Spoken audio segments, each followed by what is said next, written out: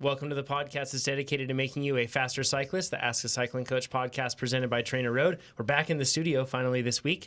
We have our head coach, Chad Timmerman, with us. Hi, everybody. Our CEO, Nate Pearson. Hello. And we are going to answer more of the cycling and triathlon related questions that you submitted at trainerroad.com/podcast. Please keep doing so. We have a ton of them that always come in every week, and that is awesome. We love it. We read through them, and then we select a list of them to cover here.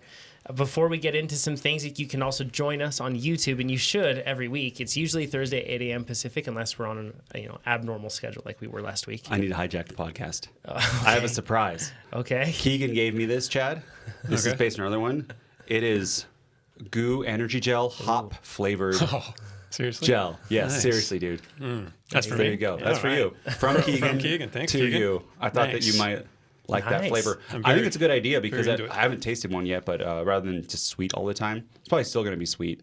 But Yeah, it's a different flavor profile, right? Like Chad's that's the looking nice for thing the about it. ABV. Yeah, it's juice, he says. It's definitely juice. Cool. Nice. Okay, continue. Sorry. Yeah, no, perfect. So you can join us on YouTube, and you can see this Keegan did it. Hoppy Trails, I believe it's called. Yeah, Goo Hoppy Trails guy that we have, and join us on YouTube. You can subscribe to our YouTube channel, and you totally should. We have a video that comes out every week, and in that same vein, you should subscribe to our blog because we have an article that either Megan or Jesse are constantly writing every day as well. So that means that you constantly have information that's making you faster. And then a lot of people also ask what's the best thing that they can do to help our podcast. And honestly, if you share this podcast with other people, that's awesome. That's huge. So if you're listening right now, share it with another cyclist. Maybe be careful with that because sometimes it could be like a passive aggressive thing. Like, what if we talk about, for example, triathletes becoming cyclists, and you know a triathlete, you might not want to share that and subtly pass some sort of dig to them. So, but It's just not the a same. dig. Triathletes don't Sure, care. Sure. It's all the roadies Pick that care. anything else. If you're talking about if we talk about, some sort of technical thing and we talk about how to do that, but just the same, share it with somebody. That's a great way to help. Nate, you're going to be going to Sydney soon. Sydney, We should cover some next stuff with Wednesday. There is a group ride scheduled. I think there's like 47 people so far on it. It's in Strava. We'll put it in the show notes for this on the forum. An episode Yeah, this will be episode 248. 248. Sad thing is Jack Dooley, who was organizing it, he had a high speed crash where he double flatted. He doesn't remember it. He wasn't on tubeless, but his tires were okay, but his tubes were just destroyed. So he got some bolts in his jaw and stuff, and got to care flight it out. Anyway, so we just wanted to say, Jack, hope you're doing better. And also, he's going to be there and still support us, which is cool. So if you get a flat, you can just jump in with him. And we're going to go eat lunch at the Woolwich Pier Hotel afterwards. Nice. Have a couple Aussie beers. Nice. There Yeah. you go. It's very Aussie. That's going to be on Saturday, the something. Okay. I'm looking at it right now. March, what is it, 7th? Yeah, I'm looking on Strava right now, and it looks like it's going to be March 8th. March 8th. It's Sunday, not Saturday. Yep. Sunday, March 8th. Saturday at 9 in a.m. America. You're going to meet up at Burley Road Shops. It sounds like in Terry Hills. So, it'll be I don't know fun. any of these words, but That's what at least I'm reading. So hopefully it's correct. and please don't drop me so much because I am going to be slightly hungover. I'm sure. Let's get into the content too. Obviously, since our last episode that we had here in the studio here, we've had a number of different podcasts. We had the one that we just recently published was How to Race a Dominant Team with Cliff Bar Racing. And a lot of what brought this up is that we get a lot of messages from people that basically ask more or less we have this team in our local area and I don't know how to beat them and it makes racing not fun. And that's really common because if it's like some sort of localized region, chances are you probably don't have a bunch of teams or you might have one dominant team. That's really common. And then we were at Valley of the Sun and we got to watch, Legion do their thing. And we all know, Legion of Los Angeles with Justin and Corey Williams and everything else. In terms of the USA crit scene, they are doing a very good job at being a dominant team. With the traditional sprint train tactic that they employ toward the end, they have a ton of horsepower and they're savvy racers, and then they have really good sprinters, so they're really hard to beat. So we talked about different ways that you can try to combat that. So if you haven't listened to that episode, I recommend you do. We did it with Zach Allison. Oh, man, I haven't listened to that. Is there a video too? Yeah, it's shoot. awesome. Zach Allison, Kevin Mullervy. It's hard to get the twins right. So Kevin Mullervy and Joe Lewis. Joe Lewis was also on Hincapie for a long time, and we're talking like pro continental level guys, and then Pete Morris as well. So it's interesting because Kevin is like the guy that is traditionally gotten sent off all the time in these races because he's very good at breakaways. That fits his fitness profile, and he's very good at timing everything. So he can speak really well at that. Zach Allison is a good sprinter, but he's also just good at a ton of different things. He's second overall at USA Crits. Yeah. Yeah. And Zach, has tried to latch on to the Legion train. He's tried to interject in the middle of that train. He's tried to do a bunch of different things. So we got to talk a lot about that, but then not also, just Legion, but UHC, because they were a really dominant force for a long time too. Mm-hmm. So it's a really good listen, and I feel like we kept it really productive and focused and moved through things quickly. So you should check this that out. one. Just kidding. That's because I'm here. So I think it's a great one. Like, and you didn't see that look on YouTube or on the people. Chad just gave me a look like, yeah, you're right. Yeah. So that was at their team camp, which was awesome. Valley of the Sun, though, we weren't able to do the third podcast, Nate, after the Criterium because you took off. You had a flight to catch.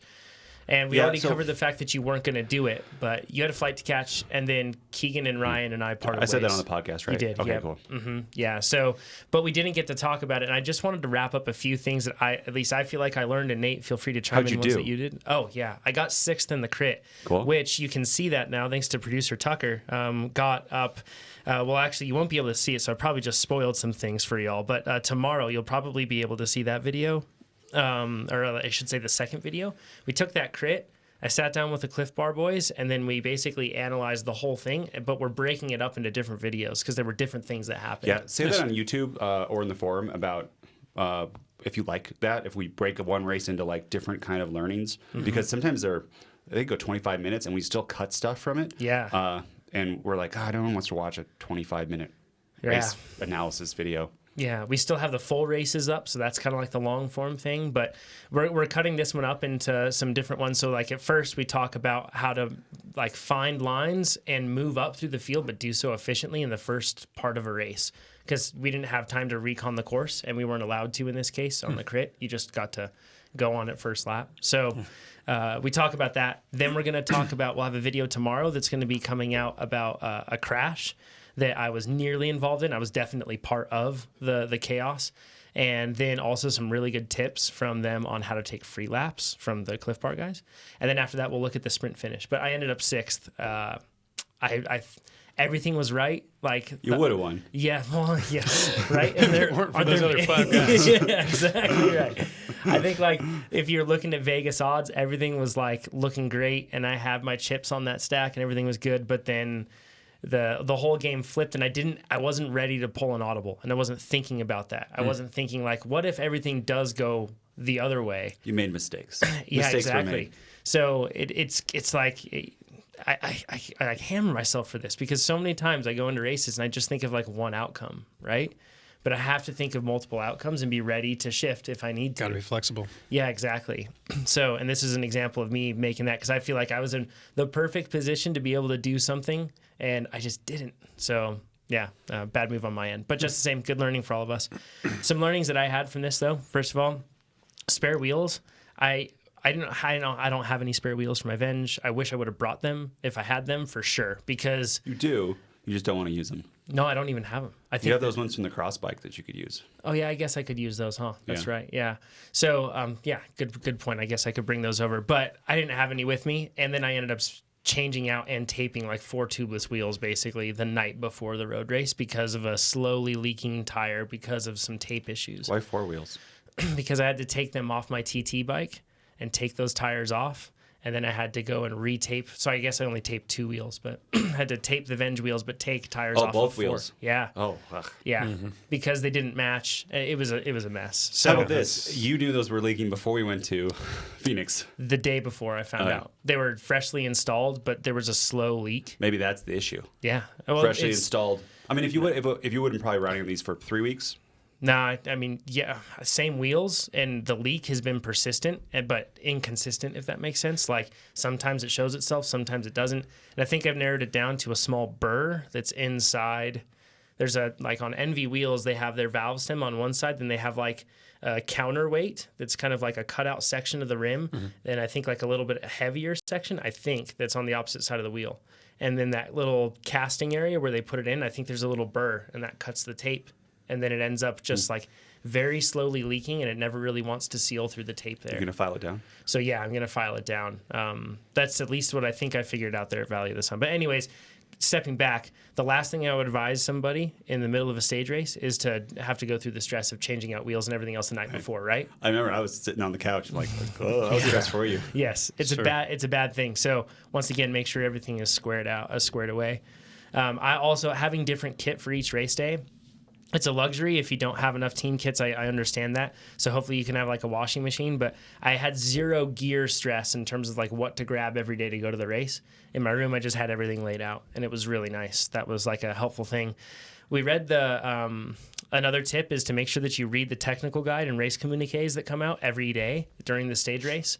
And when we read it, it said that you needed number plaques, basically. So we panicked because he didn't have number plaques, but then we found some on Amazon, and we'll put a link into the forum thread on this because we found some really cheap universal ones on Amazon that were awesome. They worked really well. Race, everybody, organizers, please let us use number plates Yes. for like seasons of racings for anything rather than numbers on our back. Yes. And then just set up your camera to record and do it like at a high angle, and I bet you'll get all the numbers. And if not, you just go back a lap and you'll get that person. Yeah. iPhones can do 120 frames a second in slow-mo. Like, you can slow it down and catch everything. It's so like pinning or gluing is pain. sucks. Everyone, yeah. You have like a $350 skin suit. Downsides to both too. Yeah. Yeah. Well, what's the downside to a number plate? Oh no, I'm talking about yeah. pinning versus Gluing Oh it. yeah. Yeah. Number plate's Yeah. easy, Yeah. and you Yeah. look pro. You look like you're in the Tour de France. Yeah, for sure. Why would And we not want that? it attaches with an O-ring. So we had round seat posts, like amongst Keegan, Ryan, you and I. We had round seat posts, cam-tailed seat posts, arrow seat posts, and these O-rings worked great for all of them because that's just like a Garmin, like old school Garmin mount, how they would like O-ring on with like Yeah. a little thing. Same Yeah, process. it's worth describing them too. I mean, they hang off your seat post, so they are arrow. We're not talking about like a mountain bike race Yep. faceplate. Yeah. We had ours. I had mine down below just because of the camera. I couldn't have it up, or else I would have it up high. Yeah. And then we were supposed to put like they said, race plates or number Yeah. plates are required, but then they gave us like these really big like kinds of sheets of paper with glue on them where you'd fold it over, and then you just watching everyone and just flap it around and stuff. I went to the race official and said, "Hey, can I use this?" And so if they give you one number, make sure you ask if you use the other number. And Yeah. he said, as long as we can see it, you can use it. And I argue too, you can see it much better because the flappy ones, Yes. there's like a fold And and, they then have like to the number, deform. and the flaps, and you can't really see what's going on. Yeah. So I think triathlons too. Actually, triathlons sometimes they make you put it on your bike, but sometimes they'll just let you put it on like your. It's weird. Sometimes actually the an number Ironman belt thing. Yeah, it depends on the ones.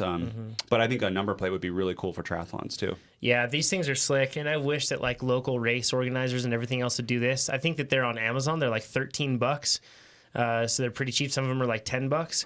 And if everybody just basically gave you like a $10 deposit at the beginning of the year, and then when they give it back, then you could get the $10 back, or however you want to do it. There are plenty of ways like to do it where I think Or just do it a fee for the. You want to be in the Yes. series? Yeah, Sure. number fee. Series fee. And I think that if you asked everybody, would you pay $10 to have this thing, and then avoid pinning or gluing on your jersey every time, I bet everybody would be all for Yeah, it. I would. and you have it for years. All you need to do is to have the there's like little sticky numbers. Yeah, and you can get those at like any hardware store. Like in the United States, it's like Home Depot. You can just get little numbers that are like that and just stick them on. Pinning numbers is still my number one race day form of stress. That's why you I glue, swear. dude. Because you have to Next find someone to topic. do yours, and then you have Oh, to yeah. do theirs, and you can get it wrong. Yeah. I mean, you're effectively saddling them with a wind penalty. Yeah. I mean, it's It's actually why And the Chad, time- it's actually why Chad doesn't race anymore. You mess up. it's the reason. The reason. Yeah, I always feel bad too because people are like they got their own thing going, and pinning can take 10 Oh, yeah. minutes to do it Yeah. right. 15 Yes. minutes. No, it's again. That's a warm-up. It's my least favorite aspect of So, pre-race. want to go to the It's next thing in here because we should just all glue. Yeah.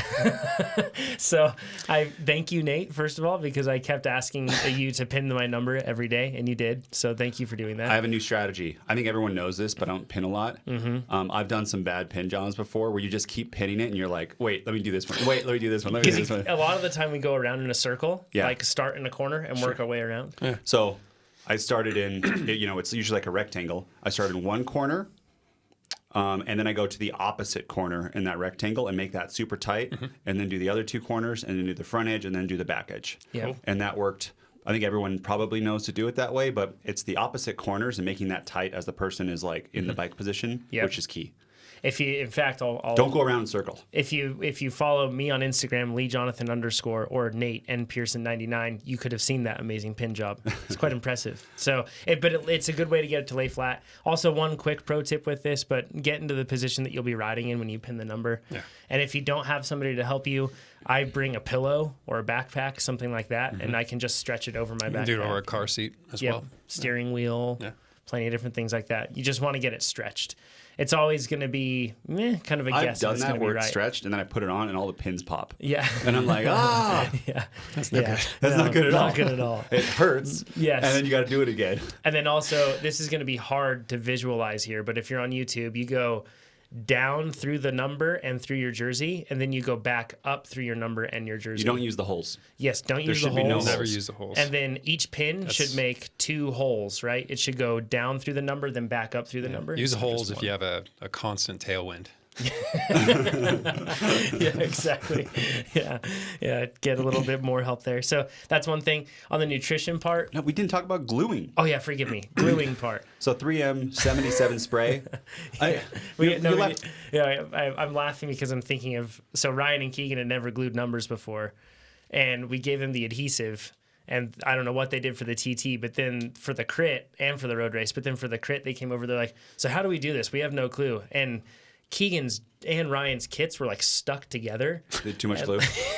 Like numbers were peeling off. They just like loaded on the glue until it was like bulking up on the number. Oh, yeah. You don't want to do that. It's coating. one layer of 3M77 when you do it. You get one layer.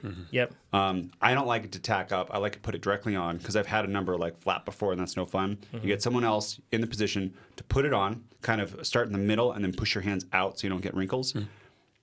Kind of rub it in there, and then stay there for about 30 seconds, and you're good to go. So it takes the other person, I don't know, No time. 8 Super seconds. short. Yeah. Yeah.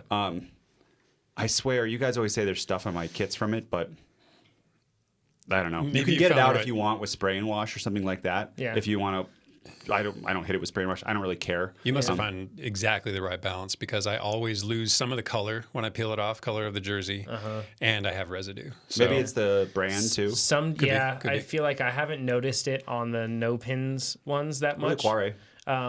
Yeah. But I have noticed on some kits when you pull it off, it just pulls off a lot of the sublimation ink. Like it pulls it off.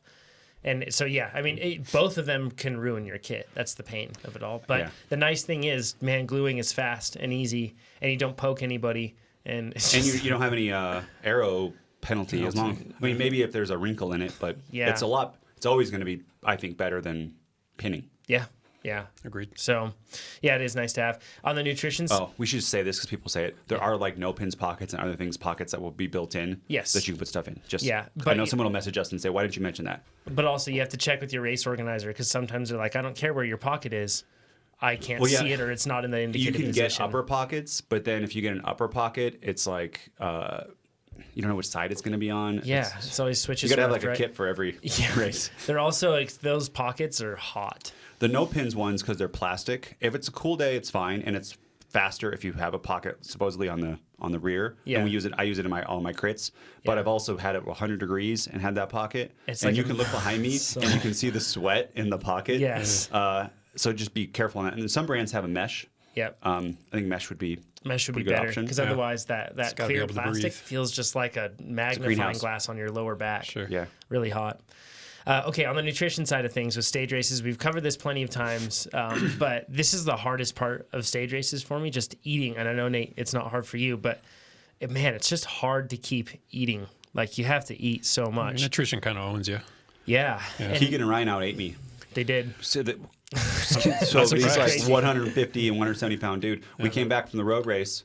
I was on the couch, probably on Instagram. It takes way too much time.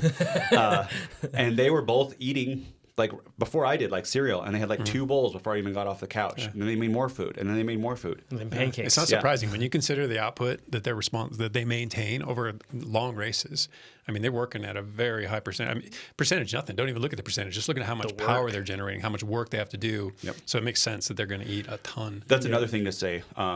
So, Ryan's 400 watt FTP and Keegan, his power to weight was at that time, I think it was like 5'3" or something on the podcast. Yep. But this is, everyone should know this is off season. So when he's in season, he didn't mention that. This is how, like we always give, what's my peak like? What's the lowest weight I've seen this year? What's the highest FTP I've seen this year? Let me put those numbers together. When he's peak and winning like nationals, 6+ watts per kilo, which is I think crazy. it was 6'2" last year, I think. Yeah. So someone else messaged me about saying, because we talked about all the 400 watt people. There's like a 400 watt FTP person in Cat 4 at Valley Sun. Yes. That like, some of these are big people, but some of them are not, like Ryan and Keegan and stuff, and they're in P1-2 racing. About, I don't want to demoralize everyone, but it's just the fact, like the Valley of the Sun brings people in from like all over the country. Yeah. And it's just some of the best people in the U.S. are that strong. They're really strong. And It's just the cream of the crop. We can't all be the best in the U.S. Nope. Just the way Believe it it is. or not. It's not how it works. But I think what it is you just take the mentality. This is pretty much everything in life. Don't compare yourself to everybody else. Compare yourself to yourself. And can you improve yourself? What can I do today and tomorrow to do things? I'm reading a new book about being distracted. And I know that's ironic because I distract you guys a lot. But What book, by the way? Indistractable. Yeah. But the idea, when I'm doing something, it's something I'm not, maybe it's not from that book, but anyways, I'll say what I'm going to say anyways. When you're doing something, you're like, does this make me more like the person that I want to be? So if I'm flipping through something meaningless like Instagram, right? Like I'm way deep. I'm like, does this go with my life goals and the person I want to be? Right. I'm like, no, it doesn't. Yeah. Does going to sleep right now? Yeah, that would make me a better. I'm a pro CEO instead of pro mountain biker, and then a better cyclist if I go to sleep, and probably a better husband and father, right? Than like flipping through that. And if you're always thinking about that, it helps. It's a good way to manage just it. how can you? Because it's easy to get overwhelmed when you go to these races and compare yourself to everybody else. Everything in life, right? Right. Especially So again, Instagram. Everyone looks better. Sure. That's what bike racing is. Yeah. I mean, it's a comparison contest. It's hard. Yeah. It's hard to manage that. Yeah, or gravel. Yeah, so not all bike racing, but most. Can we jump back really quick just to something on nutrition that I want to touch on? Like you have to be committed to fueling before, fueling during, and fueling after, and not throwing something out just because of how you feel. Like if you feel full, like during the race, for example, in the road race, I stuck to my nutrition plan of 100 grams an hour. I knew that my stomach could handle that.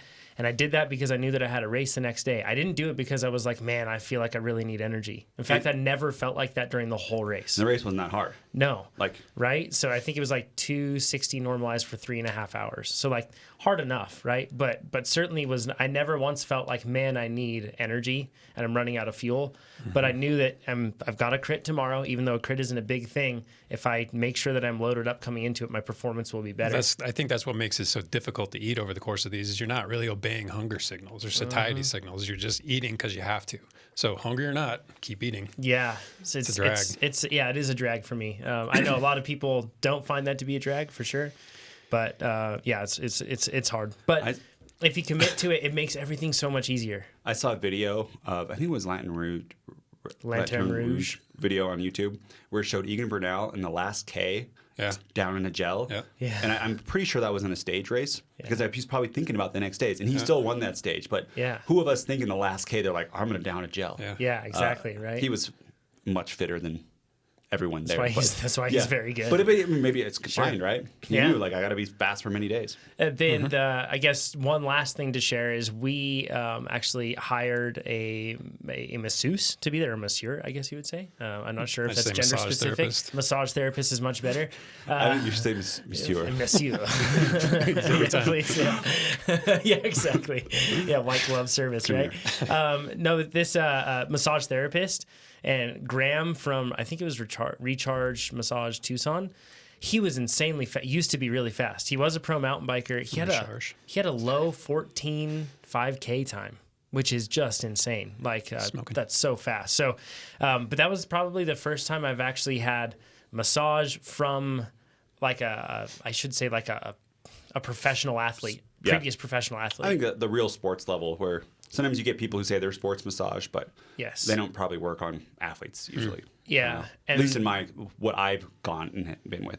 so I had a big fear beforehand. I was like worried that I was like, this might like make performance worse, because you hear about a lot of people that say like once they get a massage, then it's worse. Too much Yeah, damage. you don't want an aggressive massage. Yeah, and I feel like he struck the perfect balance where it wasn't like there were points where definitely hurt, but it wasn't like he was just really working a certain zone tirelessly. This is pro life, Chad. We in the middle of our living room there was the massage table. Yeah. And dudes just going down to their underwear. Jonathan was just getting, not even a towel, just in his underwear. I got the TV between me and Jonathan. I'm like he looking was not at watching the TV. Instagram It's very pro. instead. Yeah. Real pro, you wouldn't be wearing underwear. Yeah. I was like, let me get a picture of this. And I'm like, cover yourself. He's like, I don't care. I'm like, no, you need to cover yourself. We care. Yeah, exactly. There was no music or anything like that. And talked a lot about, what's that called? Motocross? Yeah. Yeah, we were watching Motocross. Supercross. You know, you Right. could have left the room, right? Nate didn't want to leave the room. Just saying. All right. So with that, just a couple things. We're Car going to get crash, into dude. some questions. We've had some articles that were written. Megan recently wrote one on how to add TSS to your training. Super common question that we get through the podcast. So if you've ever asked something like that, for example, like, I feel like I can add a little more, or I am adding a little more with commuting, or I'm adding a little more with doing morning rides, whatever it may be, Nice. extending intervals, plenty of stuff like that, warm-ups and cool-downs. She added an article that kind of walks you through the steps on that. We also broke down how XC pros ride rock gardens, because Keegan and Ryan told Nate, or analyzed Nate's race, and basically said this is how we would go through technical sections. So if you've ever gone through a section and you've dabbed and you've been frustrated at yourself, which every person listening to this I'm sure has been in that situation, we talk about the things you can do to better your chances to make that not happen, basically. Cool. When you're coming into those technical sections. Then had another one on how to get a lead-out win with just one teammate, which is good, and how to use music to get faster, which awesome stuff there. So, but before we go any further, we also have an article that's just published last night on how to train for 2020 USAC Roadmaster National Championships, Masters National Championships in Cedar City, Utah this year. And we looked into the courses a little bit more. And Yeah, I'm curious. They've been teasing me with this all morning. Yes, we discovered some things that are pretty important for this one, for sure. So first of all, the TT looks like, if you look on the elevation profile, it looks flat. Yeah. But sometimes I feel like this happens where maybe the roads aren't plotted properly with elevation on the maps. And as a result, what happens is like you get a GPS track that just looks pretty benign. But this course, like it goes slightly downhill, probably the sort of downhill that you won't notice it a whole lot, but it's the sort of downhill that'll make you feel like I must be on an incredible day because I'm going 32 at whatever wattage and I feel fine. But then it kind of climbs back up through a canyon. It's not as straightforward as we thought. And we looked at Google Street View on this because that's kind of like a good way to get some perspective. And if you're going to do Masters National Championships, once you hit that canyon, you will have some climbing to deal with. And then you turn around and then you've got basically that short little climbing will be a bit of a downhill, but then you've got a long drag all the way I up. like that because you get to get an arrow. Yeah, you will. Right. In some Yeah, spots. you don't have to. You'd be surprised what you can ride in aero, as long as you can keep your speed up. Sure. Yeah. I'm going 10. I'm sitting up. Well, yeah, I mean, if you are going that slow Yeah. for sure. But the course at Cascade Classic way back was basically an uphill course, turned around, bomb downhill, and I crushed the uphill. So it's Yeah, it's it possible. doesn't deter me, not at all. Yeah. Not unless it's a severe climb. And I don't think it's that severe. I think that it's the sort of thing that you'll probably be maintaining somewhere around 13 to 15 if No, you're I kind of like that. carrying some Actually, speed. it's a power climb. So yeah, anyways, but it's not, it kind of looks flat. You can, when you look at the profile, you're like, oh, this basically just looks like a gentle out and back, but there's more to it. The criterium is pretty straightforward, but then the road race, we looked at this. It's basically like a square with a pigtail. The pigtail is the start, and then once you get to your loop, you do your laps, Yeah, and then you saw come that. back. That in the loop section in that square, it's 12.5 miles, 4.5 of which, as of now, are dirt roads.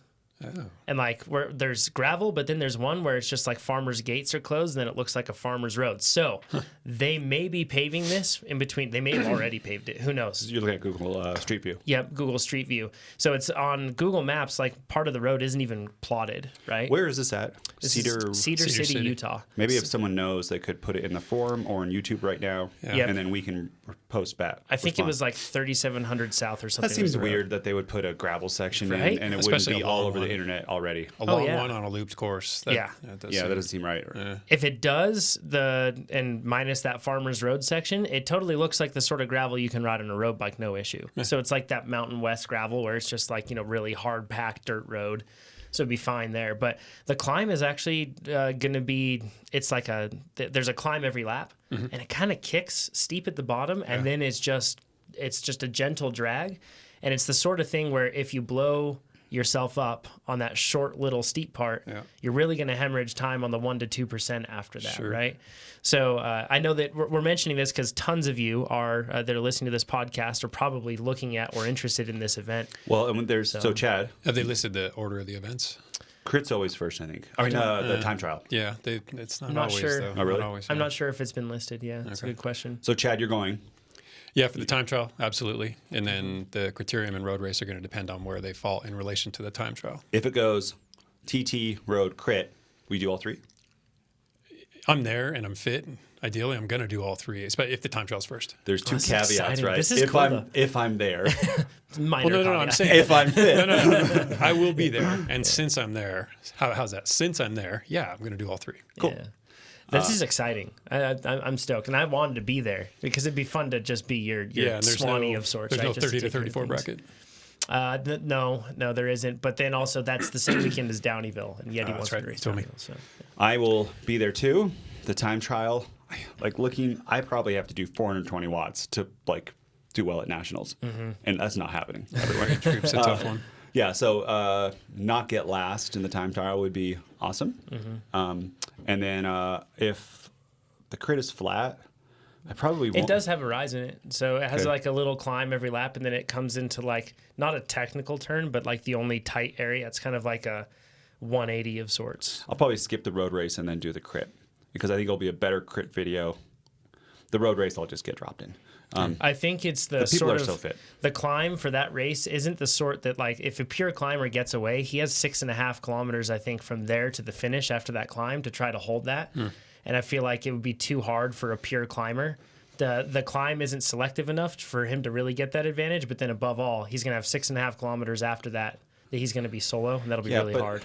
Like, So I think that it favors a sort of rider that would be like kind of like an in-between, I guess, like Sagan, that sort of rider where they're probably not going to get distance on the climbs from the pack on a climb like this, but then they can definitely still mix it up. in my Big horsepower. 35 to 39, whatever, but there are 5 watt per kilo people who weigh Yeah, I think 180 pounds, 170 pounds, like above that. And I that think means, you would be. I think you would be distanced on the climb. yeah, for Yes. sure. Yeah. They're a So- whole watt per kg more than me. And if they weigh the same amount as me, that means on the flats, they can just push it hard too. So, and they Yeah. can sprint. Yeah. It'll be a good video. It'll just be cool to see how good they are. Yeah. But nothing's happening with me. Yeah. That'll be fun. Well, we'll have Downeyville footage too. that week, so.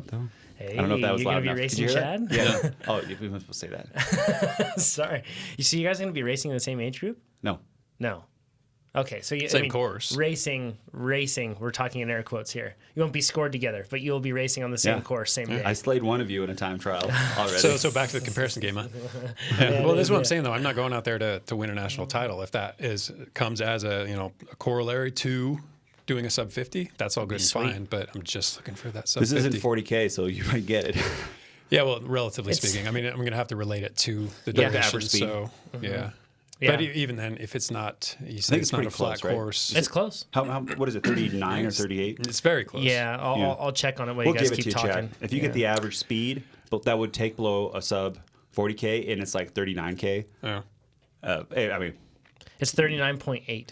okay. 30 Really 39.8? close. Really close. Oh, it's Yeah, so we'll call it. Yeah. And within I mean, that, if I get like a 49.59, maybe we'll Call it not. Maybe not call it. Yeah. I don't know. it has 185 meters of gain. It's an out and back. Okay. So if you split that in half, it's got about like 92 meters of gain. So you're looking roughly about 300. No, I like So- that format. I like it a lot because I Correct. think people are going to blow themselves up on that slide downhill heading out. Yeah. And yeah. then if not there, then they're going to do it on the first climb to the turnaround. Chad's better TTer than me too, because when at 40K TT, you beat Jonathan by like 2 minutes, Yeah. and I beat Jonathan by 5 seconds at Valley Sun. Yeah. It's true.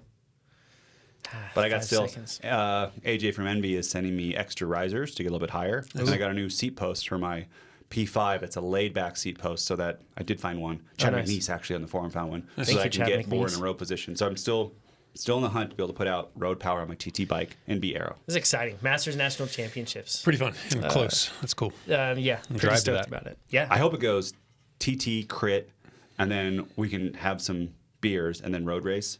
And then maybe I would do the road race yeah. That'd be cool. just for That'd be fun. fun Just order. go for it. Yeah, just go for it. Get a Yeah. video of me getting dropped. Do some crazy tactics, just terrible ones. No. No. Do terrible ones that'll make for a good video. I hope everyone Just gets a flat on the race for dirt the road footage. section. Race for the I'm just footage. by myself and I finish. Let's go into Johnny's question. Who knows? He says, my question's about warm-ups and nutrition on days with multiple races, so it may be applicable to multiple people. I'm doing an Omnium that includes a 40-mile road race Saturday morning, a 6-mile time trial Saturday afternoon, and a 30-minute crit on Sunday. So those 2 races on Saturday, it's a 40-mile road race and a 6-mile TT, and then he has a 30-minute crit the next day. Okay. So he says, my questions primarily focus on warm-ups and nutrition between the events on Saturday. After a hard ride, I'd normally start replenishing with a 4 carb to 1 protein, using that 4-to-1 ratio of carbs to proteins. And he says food. So he doesn't necessarily say a drink or anything else like that, but he just says food, maybe a drink, who knows. In this case, I'll have about 4 hours between events. Should I skip the protein to maximize the carbs I can eat when eating between these events? So, and then he has a couple of questions. We'll just run through them and then we'll go back and address them. Okay. Should my post-road race meal, that's the one that he'll do basically right after that, be big since I have about 4 hours in between that and the time trial? And when getting ready for the TT, how should I warm up? Re-warm up. Re-warm up, yeah, good point. Let's just cover the nutrition ones and then we can get into the warm-up ones. Yeah. How about that? Sure. So first things first, should I skip the protein to maximize the carbs I can eat, and how big should that meal be?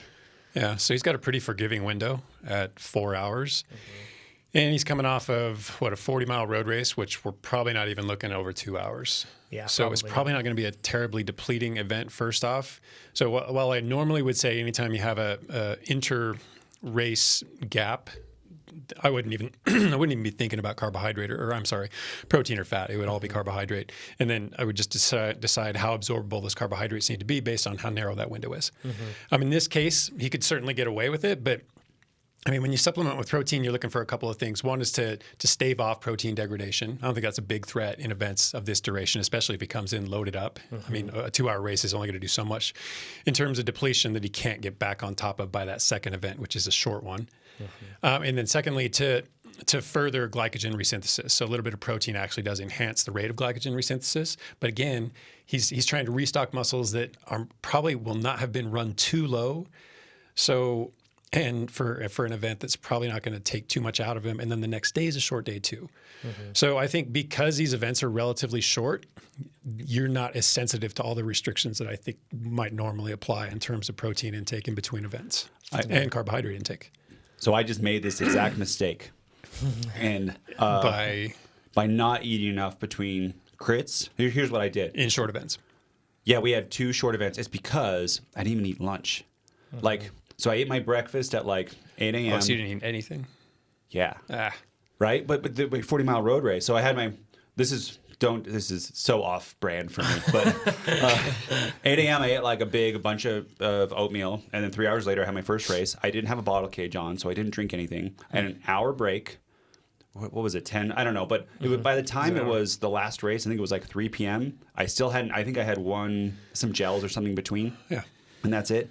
The last event I was like sapped after all of those hard surges. Sure. And even the 40-mile road race could be super easy. Yep. Or it could just be like minute on, intense. minute off, That's minute on, minute absolutely off. something to keep in mind too. So the overall intensity of it, the sort of efforts you're doing, are they really aerobic ones where you're just noodling along, hiding in the field? Are you full on, gas on, gas off, countering moves, etc.? You're right. It's definitely going to influence how much of your glycogen you deplete. If I had 4 hours, especially because it's in the afternoon. So normally on a normal day you would eat lunch, right? Yeah. I would fuel during the road race, and I would do like just your 4-to-1 with whey protein, and I said maltodextrin at low glycemic index. It's got the highest, so mistake. Super Sorry. That kind of drink, and then I would probably then do another simple carb, low fiber meal right after that, because 4 hours it's going to be digesting. And the hard part is if you get hungry like an hour before or like 2 hours before, and there's not enough time to digest, that's the worst. Yeah, and how hungry is he going to be straight after that road race? I mean, if he really gutted himself conjuring an appetite could be kind of That's why difficult. the drink is good because that's usually the easiest to get down. Sure. And then after that, the meal you eat to.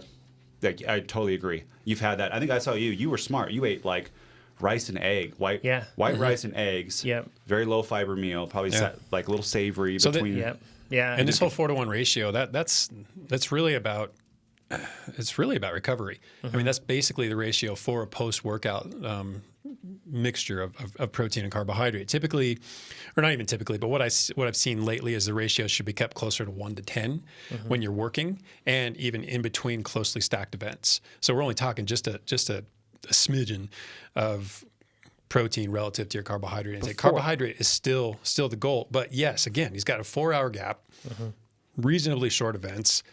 Who knows how hard the road race is going to be? Yeah. So it's pretty flexible. And honestly, you label this. We haven't disclosed this yet, but you say it's a B level race for you, or not an A event. So really, if you're gonna try some things out and think you might make some mistakes, here's the time to do it. Yeah. What I usually do, and so I've had 2 times this year already where I've raced 3 times in a day, 3 different crits, mind you, but.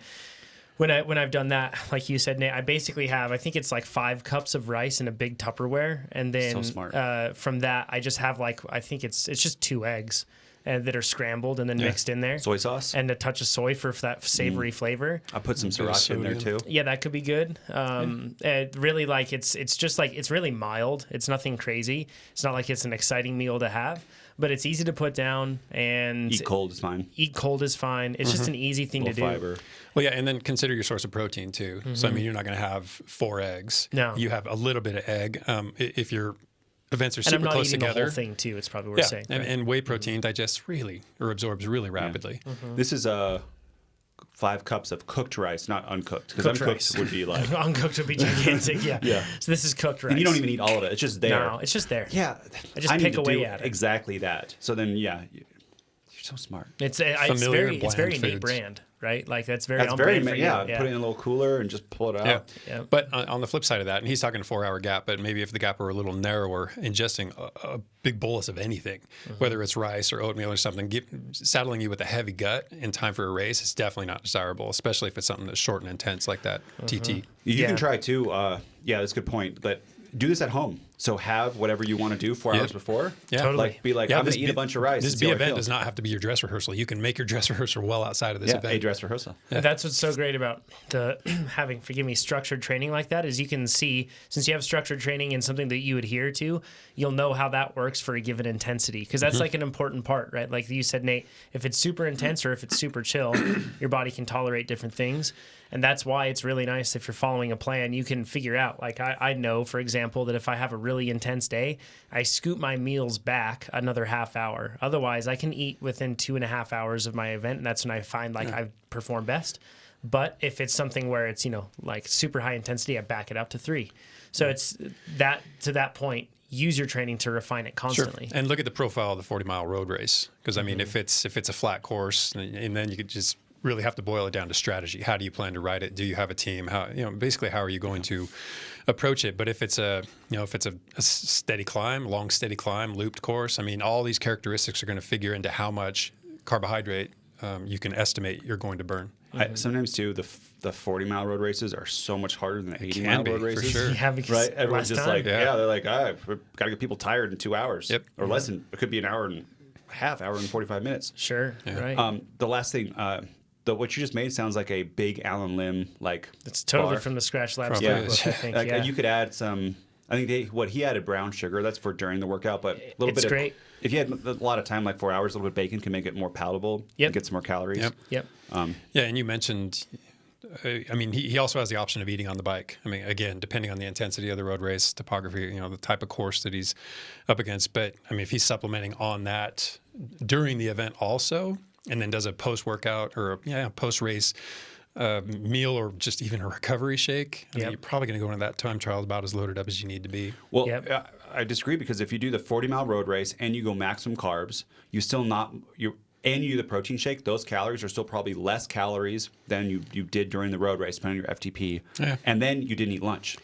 So on a normal day, We're not talking about not eating lunch though, and we're also not considering how loaded up he's coming into this. Yeah. I mean, probably not going to carb load for something like this, but having full glycogen stores are going to get you a long way into a 2-hour event. Keeping the context of what this question is about, which is really a B race where he's refining, this is a good opportunity for you to take on more and like make sure that you fuel the work as adequately as possible during it.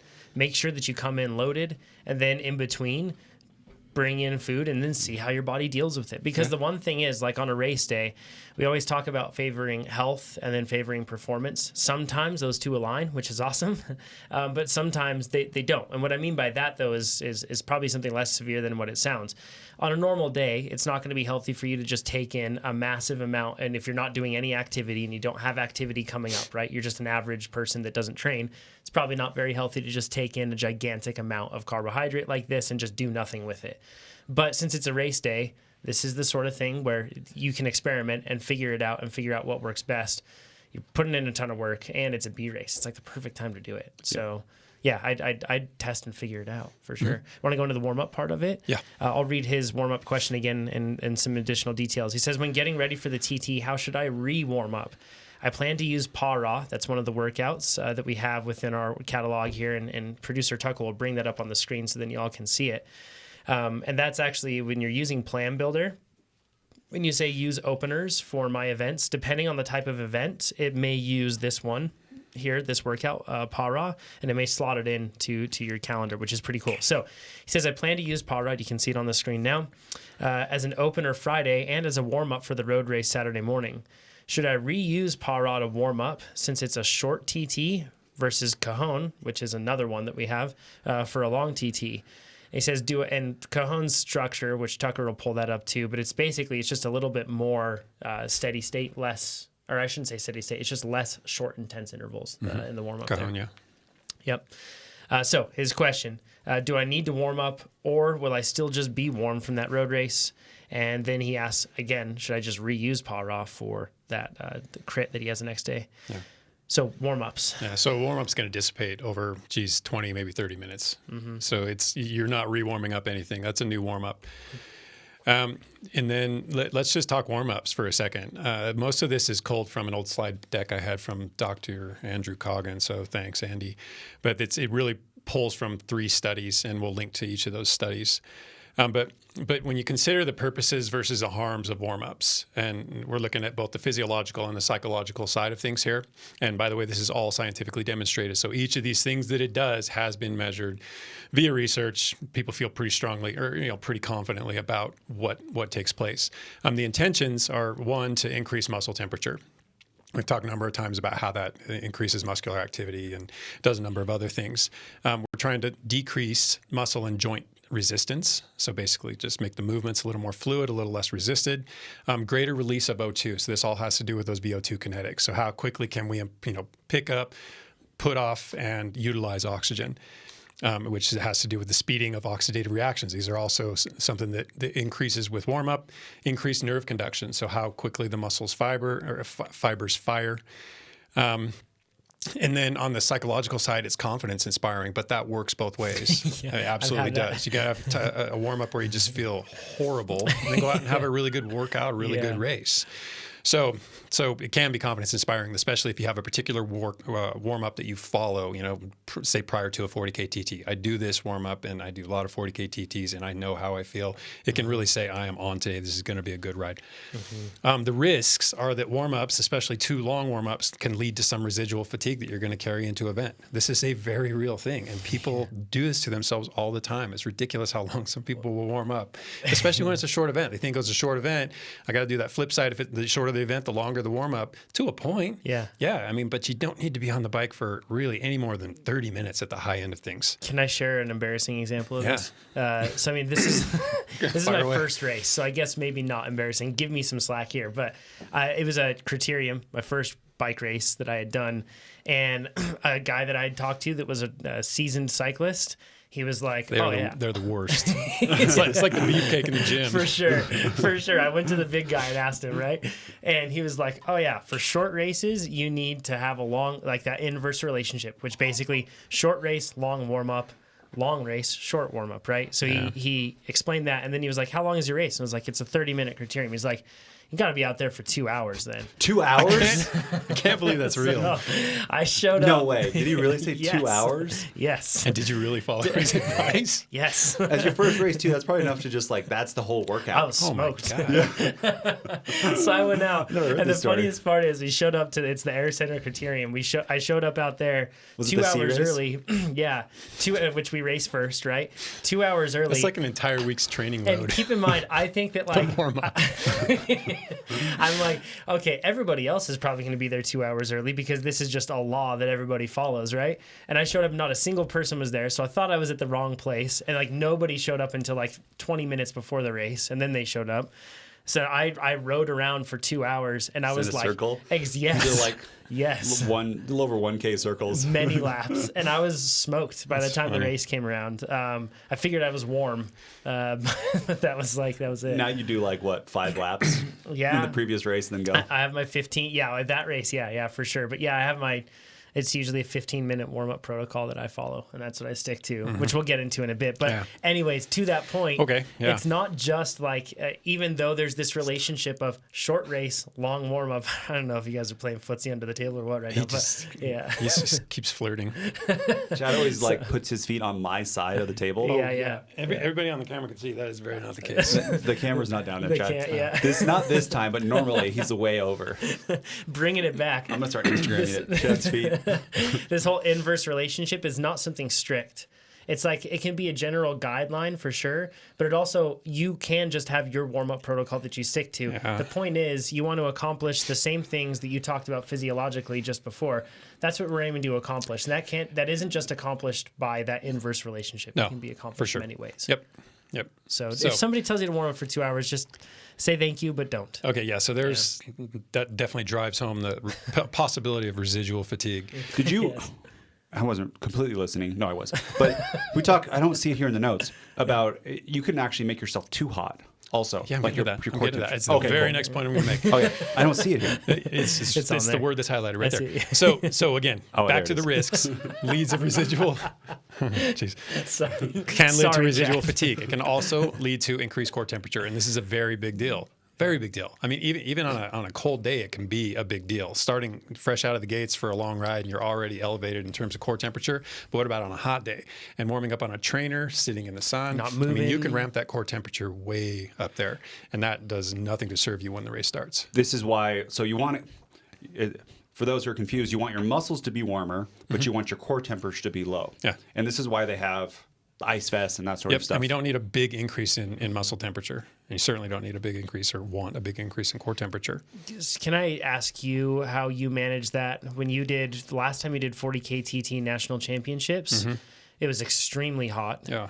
How did you manage that? I rode around. So rather than a trainer warm up, I rode around. Yeah. I mean, that's always the answer. Because you can try to, maybe you could bring a fan, find an electrical outlet or a battery powered fan, perhaps, get under a shaded tree. But if the ambient temperature is high, it's so hard to stay on top of your cooling, as all of us know as indoor trainers. Yeah, it's really tough. It's funny how like even in the middle of winter when you warm up on the trainer at a race, you just start sweating a lot of the, if it can be really cold outside, but if you're not moving and there's no wind moving over you, you really start sweating. Yep.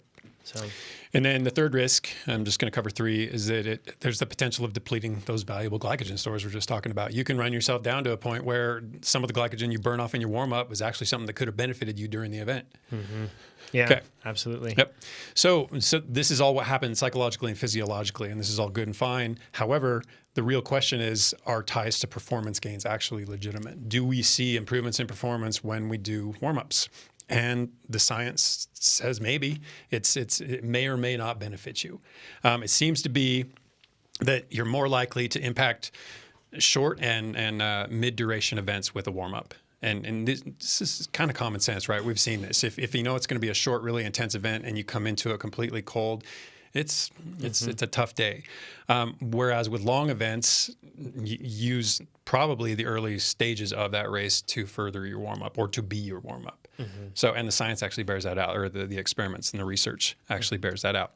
And then also, we found that, or scientists, researchers have found that it's subjective both in the protocols and the durations of the warm-up. So you find what works for you. You know, maybe you do need 40 minutes. Maybe you only need 20 minutes. I find that, and for that time trial in particular, I warmed up for 20 minutes, and I didn't really do anything but gradually work up to the pace I thought I was going to hold, stayed there for about 5 minutes, and then noodled back to the start.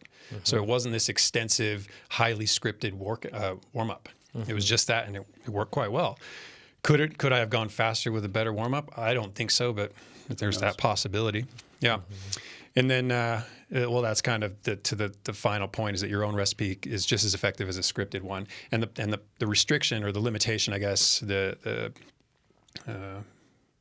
downside perhaps of a scripted one is it can be inflexible. Maybe you don't feel that good that day, yet you're still rolling through this workout or this warm-up format that's really difficult and forcing you into places that you're just not comfortable getting into prior to your event. I mean, that's going to have a psychological impact too.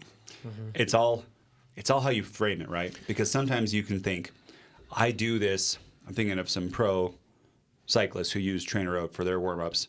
If I do this, I have a great race. Yeah. Even if I feel bad in it, as long as I do it, I'll have a great race. Yeah. So if you could do but you could also have the psychological thing is, I'm not feeling as good as I normally do. Exactly. Therefore, I'm going to have a bad race. Yeah, that's the other side of that coin. How often do you do a TrainerRoad workup and you feel horrible during the warm-up? Oh, yeah, even the first interval. And then after that, you're like, it's not so bad. Yep. I stop and I go, my power meters, this is like, let me check everything. I'm like scientific, and let me unweight it and zero it all. Yeah. Thinking that like my power meter drifted or something like that. I just read a comment on the forum so much better. where a guy said exactly that. He was like, I was just about to bail out on the warm-up, and then Chad, my screen text actually said that very thing. Even if you feel terrible right now, it doesn't mean this is going to be an impossible day. Yeah. I used to tie too much to the rate of perceived exertion during my warm-ups. I basically my power would be constant because it would be the same thing that I would do every time. And then I would be like, okay, if RPE is lower than normal, then it's going to be a good day. If it's higher, it's going to be bad. And I've since learned that I shouldn't do that. I should just follow my warm-up that I have. And if I feel like I need to cut the warm-up short, that's fine. If I feel like I need to extend it, that's fine. But let the race be the race. And instead of just like forming conclusions about how it's going to go beforehand, sure. I think it's important to do that. 'Cause I remember like Sea Otter last year during my warm-up, I felt terrible. Like really bad. I had a fantastic race day that day.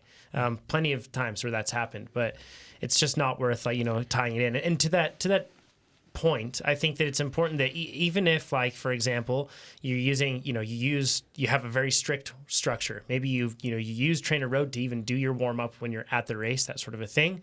Be open to changing that structure over time, changing it over time, or maybe changing it even to that day, like making it flexible. Yeah, right? so that's my one bit of advice to offer to you, Johnny, and to really everybody, is to make your workout format modifiable.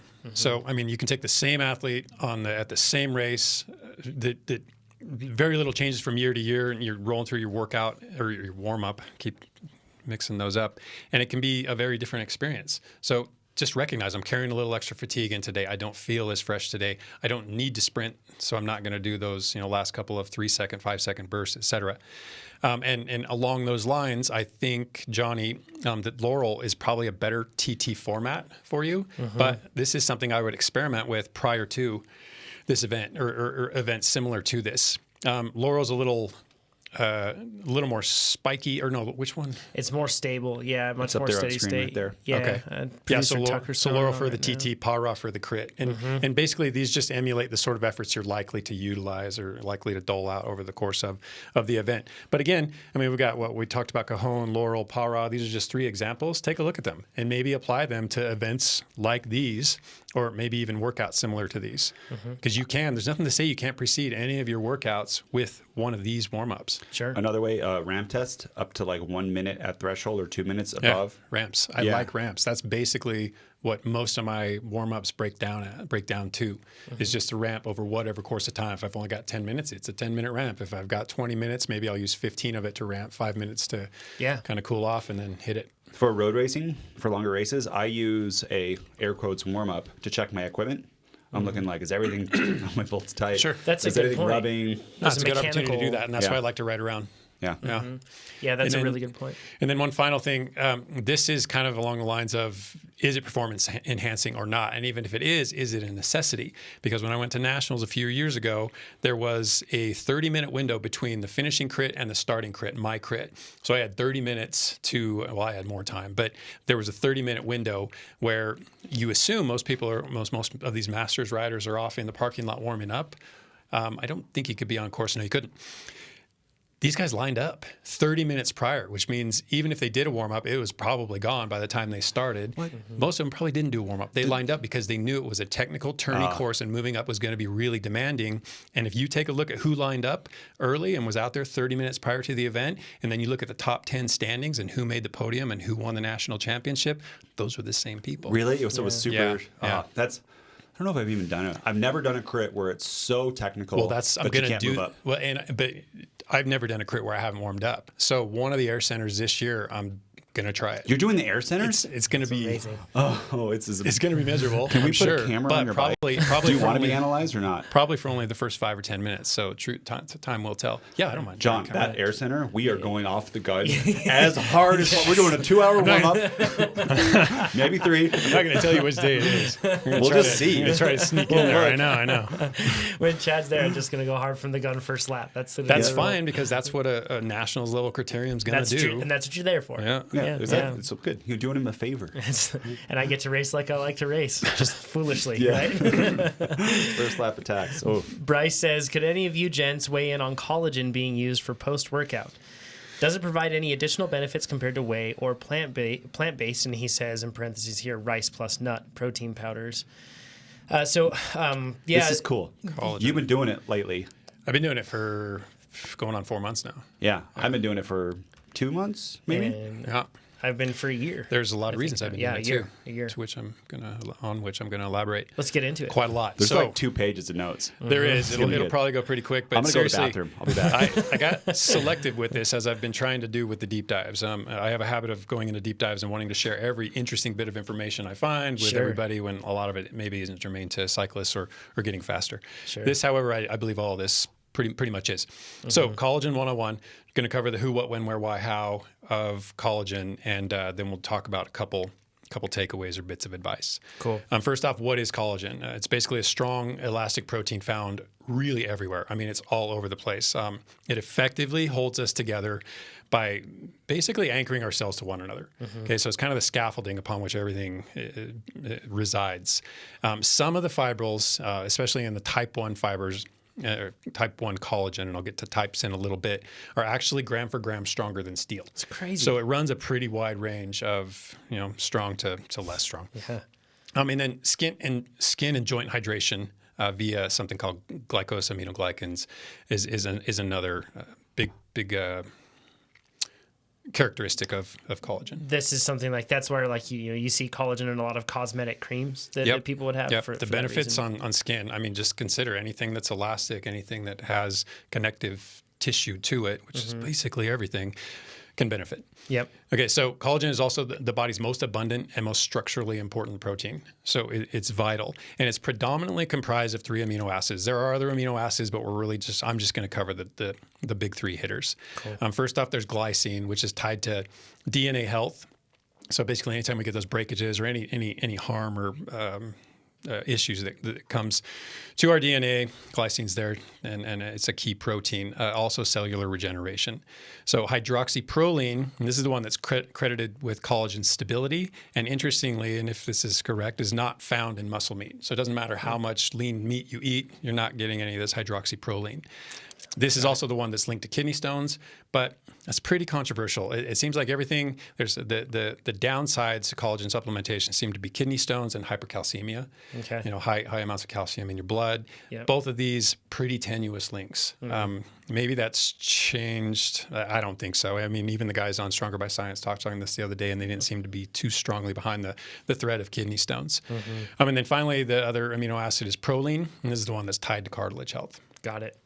Okay, so like I said, there are many types of collagen. I saw the highest number I saw was like 28, but most of our body collagen is either type 1, 2, or 3. Okay. And while there's plenty of functional overlap between all three of these, they all do a bit of each thing.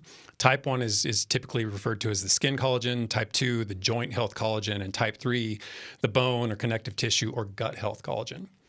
And then within there, the two different types of collagen you're going to see most are either bovine or marine, but there's also chicken and egg. I saw egg membrane collagen was one of the brands. So, but mostly it's bovine and marine. And bovine is the 1 and the 3, whereas marine is more type 1. Bovine, cow, is touted as the one that most benefits joint and gut health. The one that they usually refer to when they're speaking exercise recovery. And then, of course, our hair and nails. And again, a big overlap. Even 2 does some of this to some extent. And then marine is typically the one you're going to see or use if skin or beauty and anti-aging. And again, stronger hair and nails is more of a concern. But again, this is the one. Marine is the one that's more tied to the hypercalcemia downside, if in fact it's actually caused by collagen supplementation. And then also marine has smaller peptides, so it's a bit more bioavailable. And I'll discuss peptides in a minute. So Bryce, in your case, you asked about whether or not whey and plant-based proteins or whey plus plant-based is better or different, or if there are advantages you're missing out on by not supplementing with collagen. And it's really a question of which amino acids you're after. A lot of the amino acids that are present in collagen are less or not even available in whey protein or pea protein or the other forms of protein. So a lot of people combine their whey protein supplementation with collagen supplementation just to kind of round out that amino acid profile. Got it. Okay. So finally, in line with the what question, this is structurally vital in so many parts of our body: our bones, cartilage, connective tissue, skin, organs, for instance, our heart valves, gums, eyes, blood vessels. So anytime you hear endothelial tissue or endothelial function, there's a collagen aspect of that. Brain, lungs, and it's also linked to immune health, which makes sense because immune health the collagen has a big impact on gut health, which is, of course, tied hand in hand with immune health. Okay, so the who, meaning who should supplement with collagen or make sure they're getting enough collagen through other sources. Everybody, especially if you're on a Western diet or a standard American diet, acronym SAD, aptly so, because it's sorely deficient in this sort of thing. We don't eat the sort of things that we used to that would naturally introduce collagen into our diet. So supplementation often makes sense, especially as we age and as our collagen breaks down. This is what leads to the sagging and wrinkling skins, wounds that don't heal as well, joints that are constantly achy. So there's really nobody who probably wouldn't benefit from extra collagen in their diet. What? Sorry, missed part of this. But what about bovine and marine?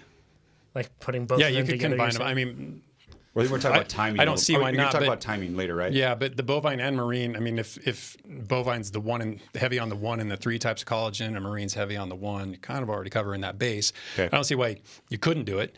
But the marine, I think... Nate, the ever maximalist. Why not? Just get them all. Okay, so then the why. Basically, the why of supplementation or more collagen is to support collagen synthesis in the face of our body's declining ability to do it on its own. So, and damage that comes from a number of things. Smoking, don't need to go any further than that. I mean, smoking's harmful on a lot of levels, but it's also very harmful to your collagen. UV exposure, should be pretty evident considering, skin. And then sugar, and I'll talk about this a little while later because it's not just sugar in general, it's sugar in a particular way. It's beneficial to digestive health, in particular the glycine and the proline.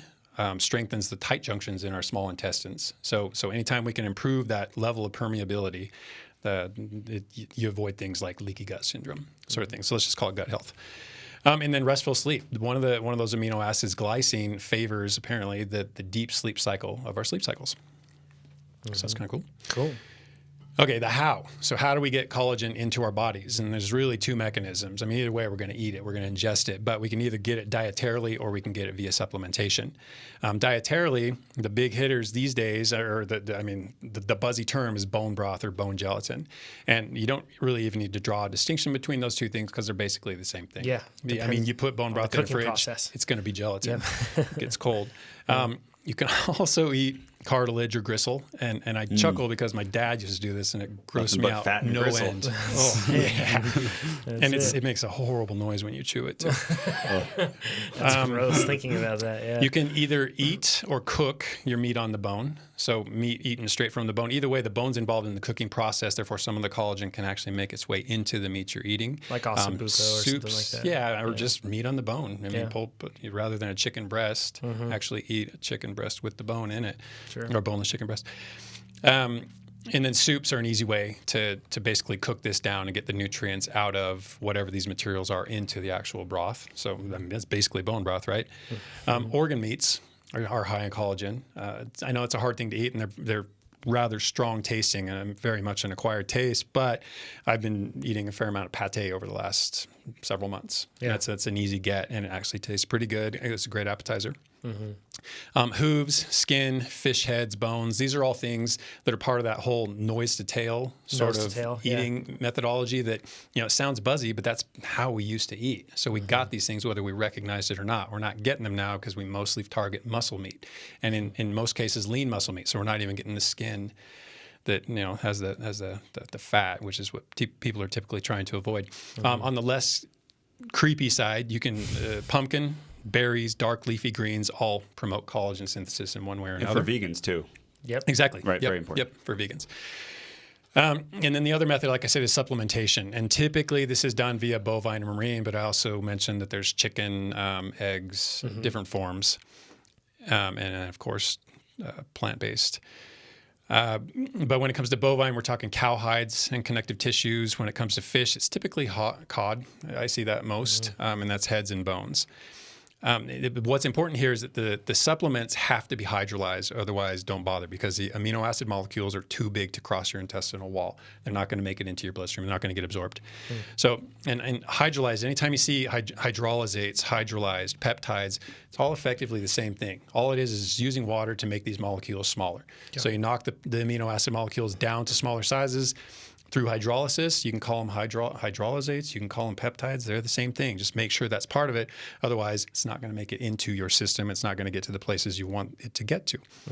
And one of the upsides with collagen in particular, maybe over whey, for instance, is that it's basically flavorless.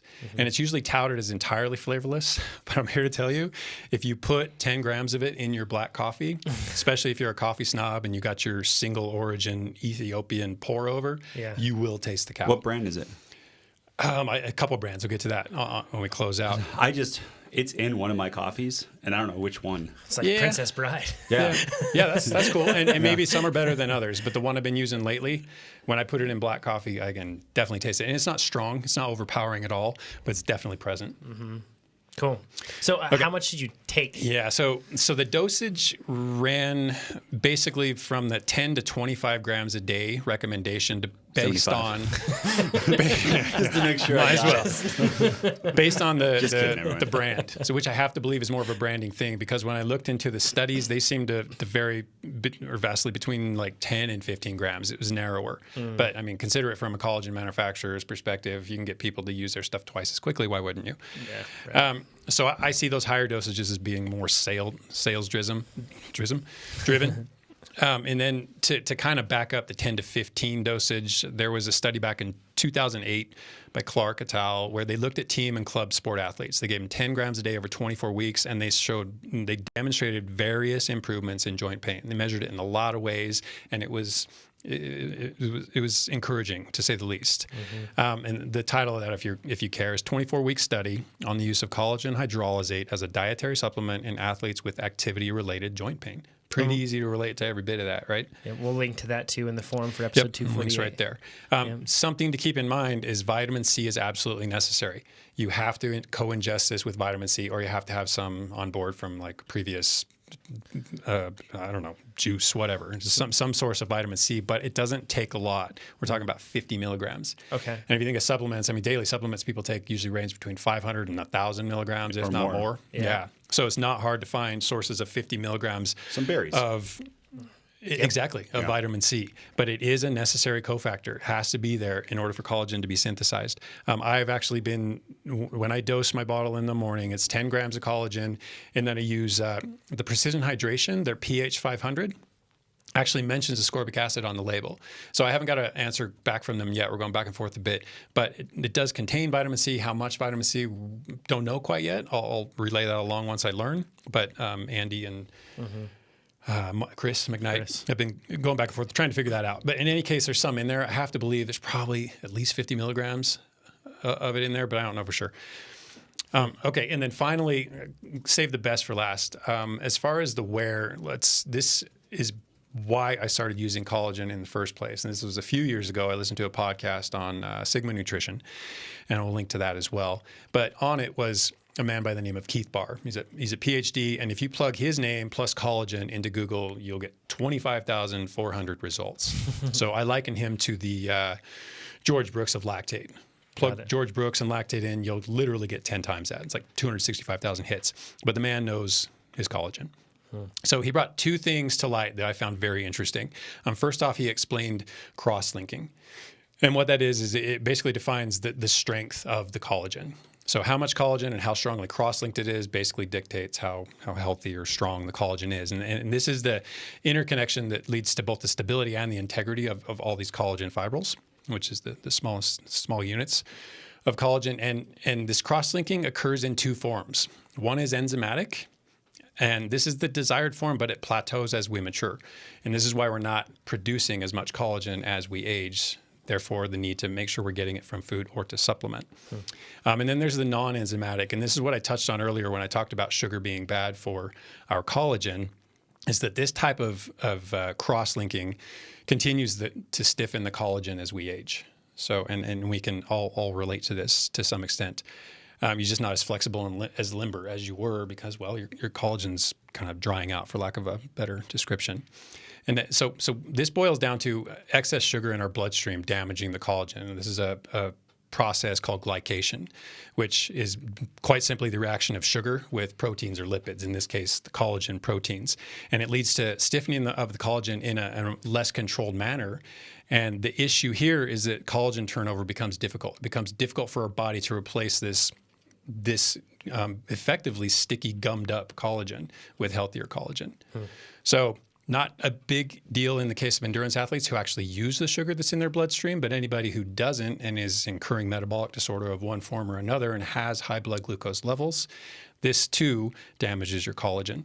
So I'm going to recap on one point for this. For like us endurance athletes, you know, they're the reasons that we've laid out for improving skin health, improving gut health, even everything else. Yep. And definitely one that we get, like, this is kind of like a big hit item that we get from a lot of people, is talking about overuse injuries, joint injuries, connective tissue injuries. That's the next part, and that's the most exciting aspect of all of this. And that's kind of why, if you're listening to this is why our ears should kind of perk up, in the sense that this is why it would be beneficial. And for Jonathan's beautiful hair. Yes. He's doing for a year, It's folks. just a bonus. This thing go do itself over here. Yeah. It's all collagen. No, but we're going to be in triathlon and running. The number one thing that slows runners down is injury. Yeah. Like if you could, that's what prevents you from doing more volume, from being consistent in injury. And if we can make it's almost always joint related. Yeah. Not always. Well, but two things most of the time. re-inspired me to put collagen back into my diet, or start looking at the amount of collagen that was in my diet. One of them was reading the book Deep Nutrition by Catherine Shanahan that I've talked about a few times. And the other was hearing this podcast by Keith Barr. Actually, there's a third thing. The other was actually getting injured. So this happened way back, or I don't know, a short while back, when I started to try to reintroduce running into my training regimen, and just overdid it a little too quickly and suffered a couple of different issues, both certainly collagen related. Yep. Okay, so Keith Barr, and this is the podcast that I was talking to. It's Sigma Nutrition. I think it was podcast 143. Yep, 143. If you want to hear this straight from the horse's mouth, it's super interesting. So basically what he did is discovered a bone recovery protocol. I think this was back in 2016, and they've used it since in a number of other ways. But what they did was used engineered tendons to study the rate of collagen synthesis via supplementation of various things, one of them being collagen. So when people would come in with an injury, an ACL injury, MCL injury, whatever, they would actually have some of that. They would, remove that tissue, rebuild the joint, whatever, but they would have the tissue left over. So they would actually culture it in a Petri dish and make make these collagen fibers and see what it responded to, didn't respond to. And what they found is that bones, cartilage, connective tissue respond very quickly to exercise, but they only do it for a short period of time. In the case of the tendons, they found that the cells stopped responding after about 5 minutes. So it's a really narrow window, and I'll explain why that is. So they took these findings, they applied them to a randomized controlled trial that they did at the Australian Institute of Sport. This is a crossover trial, 3 trials, and a crossover means that each of the groups is exposed to each of the interventions. So in this case, there was a placebo group, a 5 grams of collagen gelatin group, and a 15 grams group. And what they did is they measured the amino acid enrichment over a 3-hour period after ingestion.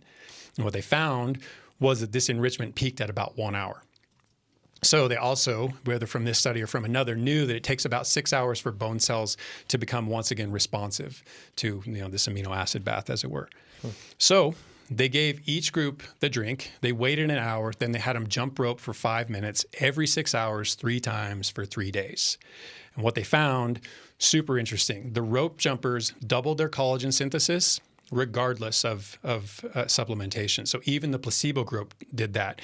And it was because it was synthesized by the bone due to the impact, which is a strong case for adding impact to your training diet. And cyclists, we're not exposed to any of that. I mean, a mountain biker would be the closest thing, and it's even then, still low. Yeah, it's exactly. It's actually suspended, especially with by suspension bikes. Yeah, exactly. Hardtails. So- Hagar. There it is.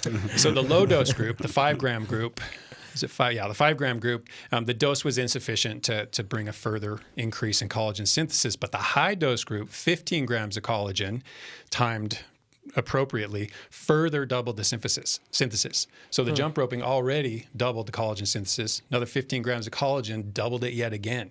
So we're seeing a heck of a strong response, which boom leads us to a bone recovery protocol. So what's interesting, especially interesting about it, is that now we know that we can steer these nutrients to a particular place and basically say heal there, rebuild right there. But what's really interesting about it is that the high impact isn't actually necessary. All that's necessary is use of the joint, which has a particular injury relevance. I mean, if you have a damaged knee, last thing you want to do is go jump around on it. But if you can just function the knee, for instance, on a bicycle, you can actually tell the collagen where to go.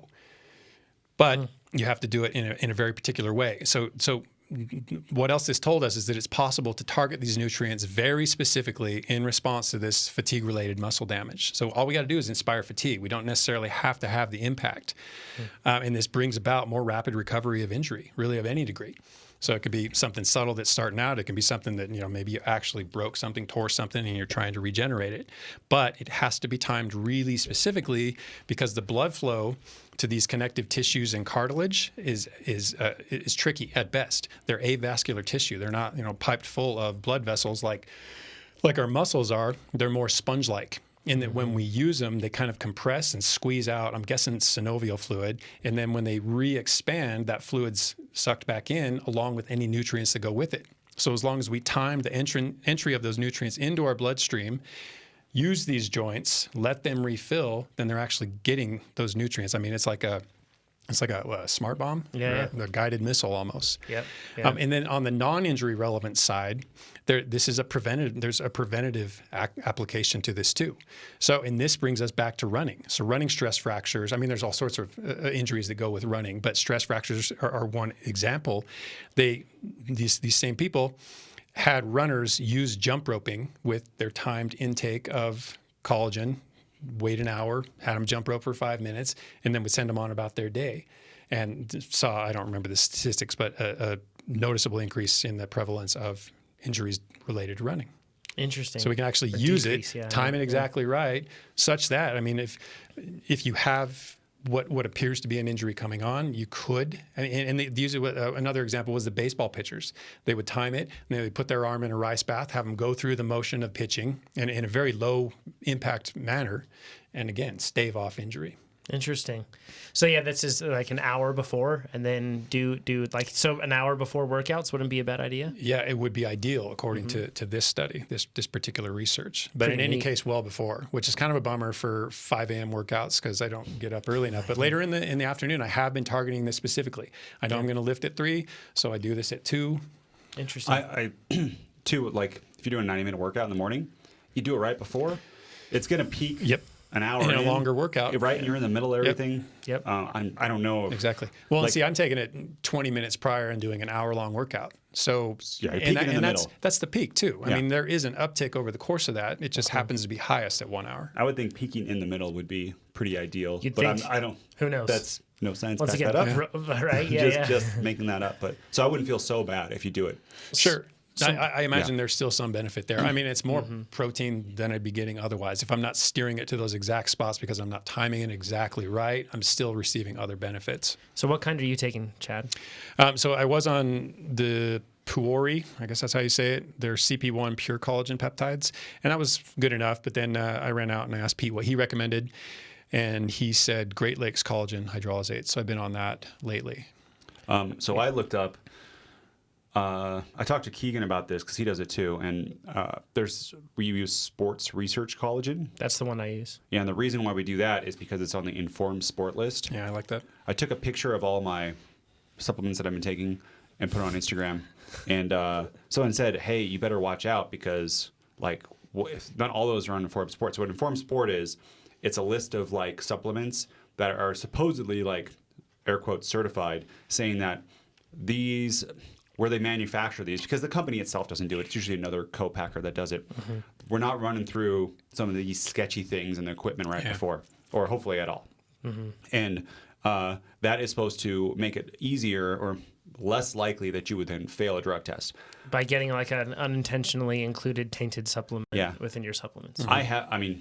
I've never been tested. I probably will never get tested. But the worst thing in the world for me personally would be to get tested. Yes. And then do that. And like, It could have a positive test. Because it could be from like a vitamin E supplement, right? Yeah, like, exactly. Or like I could be taking a vitamin C supplement, and it could be doing that. And probably there's a lot of people out there that like trace amounts dope and don't even know it. Sure. Right. The Amber, I don't want to mention any brands, but Amber have told us horror stories of pro cyclists.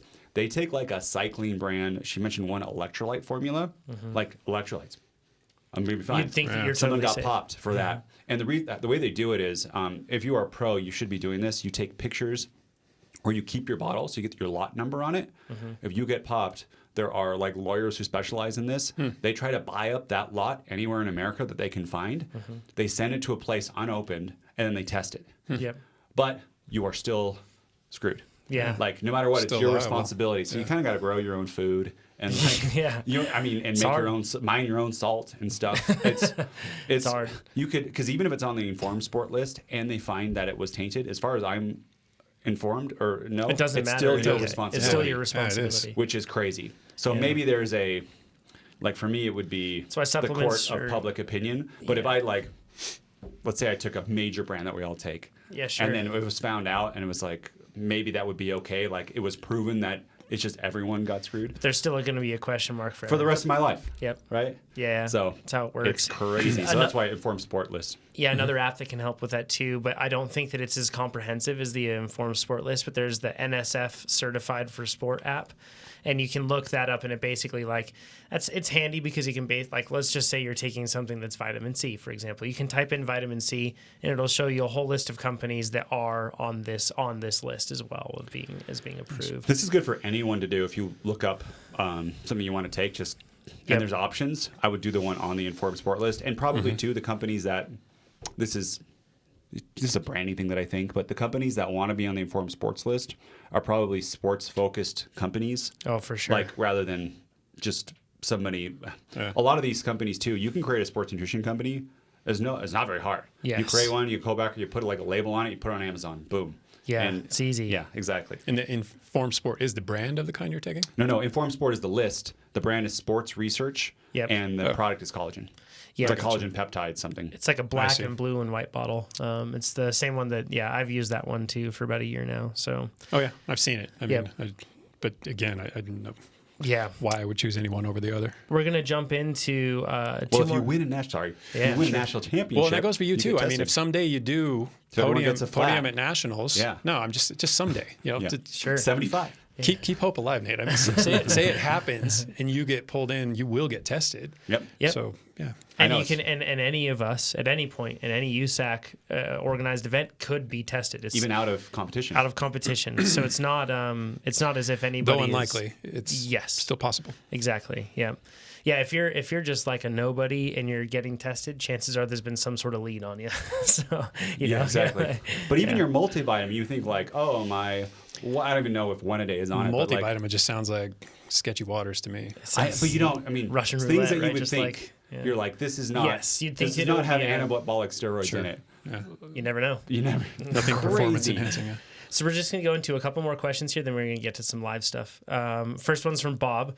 He says, 5 shining stars on delivering an entertaining and informative podcast that somehow manages to make my daily commute a little more tolerable. Good to hear, Bob. And thanks for leaving reviews. You can do so. And by the way, you can review just Trainer Road, the service in general. We'd really appreciate it if you use this and you're listening to this podcast. Go to trainerroad.com/reviews and you can leave reviews there. And everyone who's watching, please upvote this video. Yeah, thumbs Not up. Works. 25% of you have less Yeah. than that. Yeah, come on. More. Okay. Yeah. Thank you. So Bob says, I'm so excited that you're doing an Ironman in 2020. I do about too. 2022. Forgive me. How dare I say 2020 right now? He says, I do about 6 Olympic triathlons a year, and I've done 3 70.3s, all on my modest do everything road bike. A 61 centimeter 2015 Cannondale CAD 8 with stock wheels and aluminum clip-on aero bars.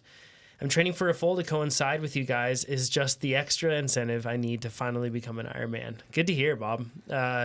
Here's to taking lots of collagen and hoping we don't explode from the running. He says, on a separate note, my wife gave me the go-ahead to upgrade my road bike to a Cannondale Super 6 Carbon Ultegra. Ooh, nice. He says, the plan is for this to be my do-everything bike, including triathlons, and this will be a one-time approval, so I need to get it right.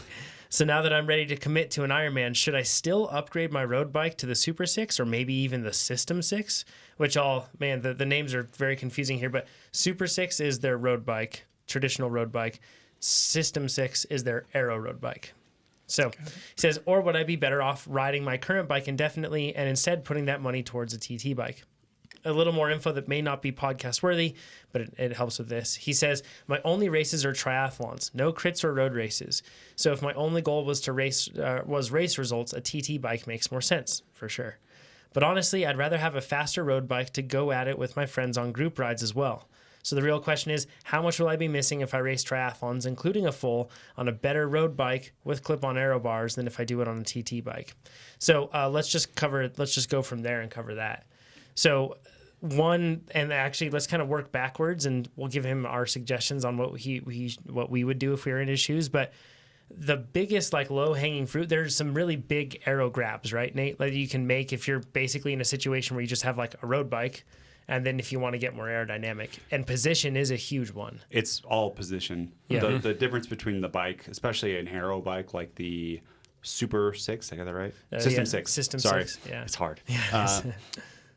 It's not going to be that much. The problems with the road bike are sometimes you can't get your seat far enough forward.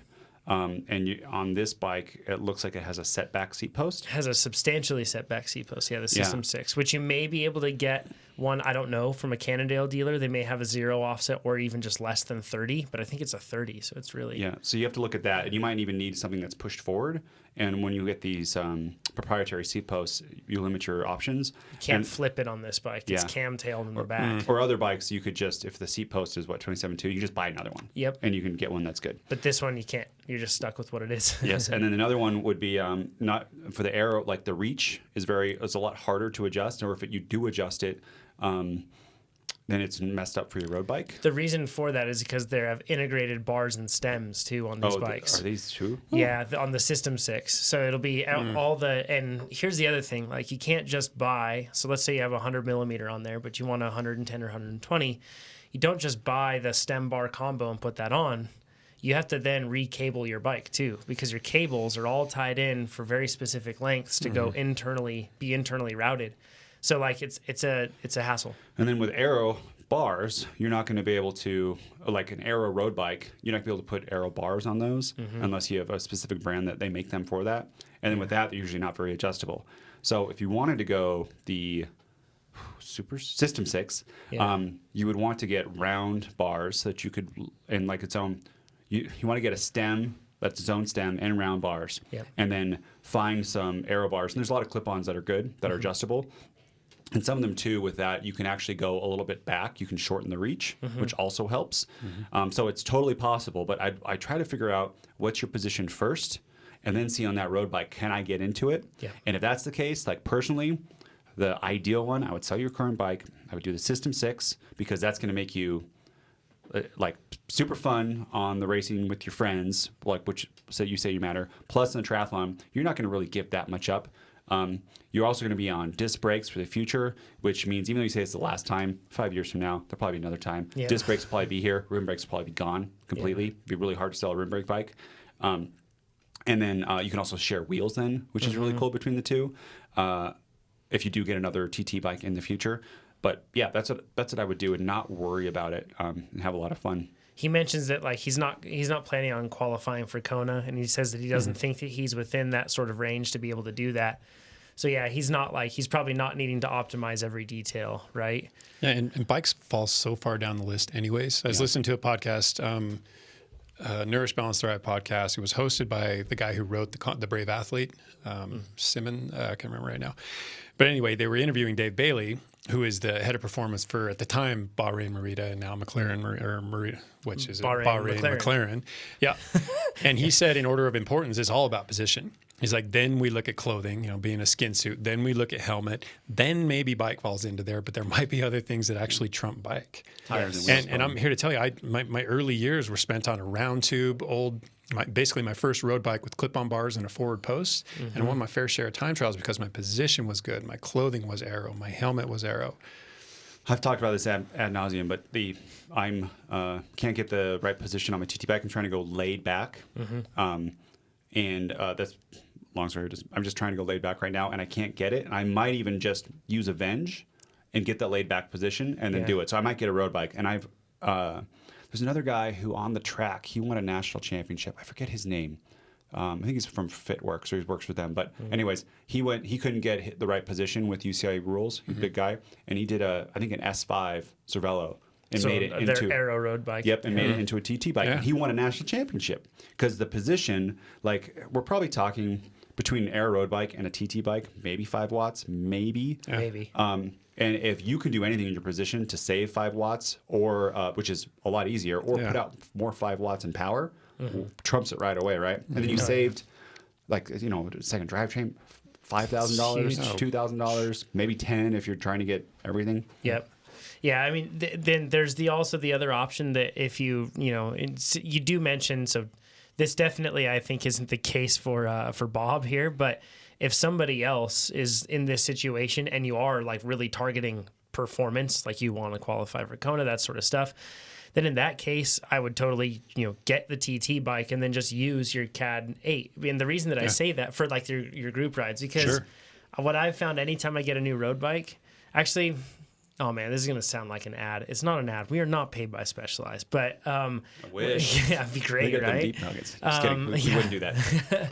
But like, I feel like new bike day, like it always accelerates me for a bit psychologically. But then fast forward a few weeks, and it's still back to the same. It's not like it enabled me to do something that I really couldn't before. There are differences, like when you get to, like braking is much better when you have disc brakes versus rim brakes, right? Like there are like differences like that. Electronic shifting. And yeah, sure, electronic shifting's nice, but mechanical shifts just as functionally, right? Like it works just the same. So like it does. The TT bike still shifts, believe it or not, with cables. Yeah. Love that stuff. So but it's all possible there. I like the Venge is the first bike where I feel like it is like I can tell that it's a genuine faster bike. But otherwise, I get a new bike. I think that the entire world has changed. And then a couple weeks later, I'm like, oh yeah, I guess it's good. And I'm still the same person. It still is what it is.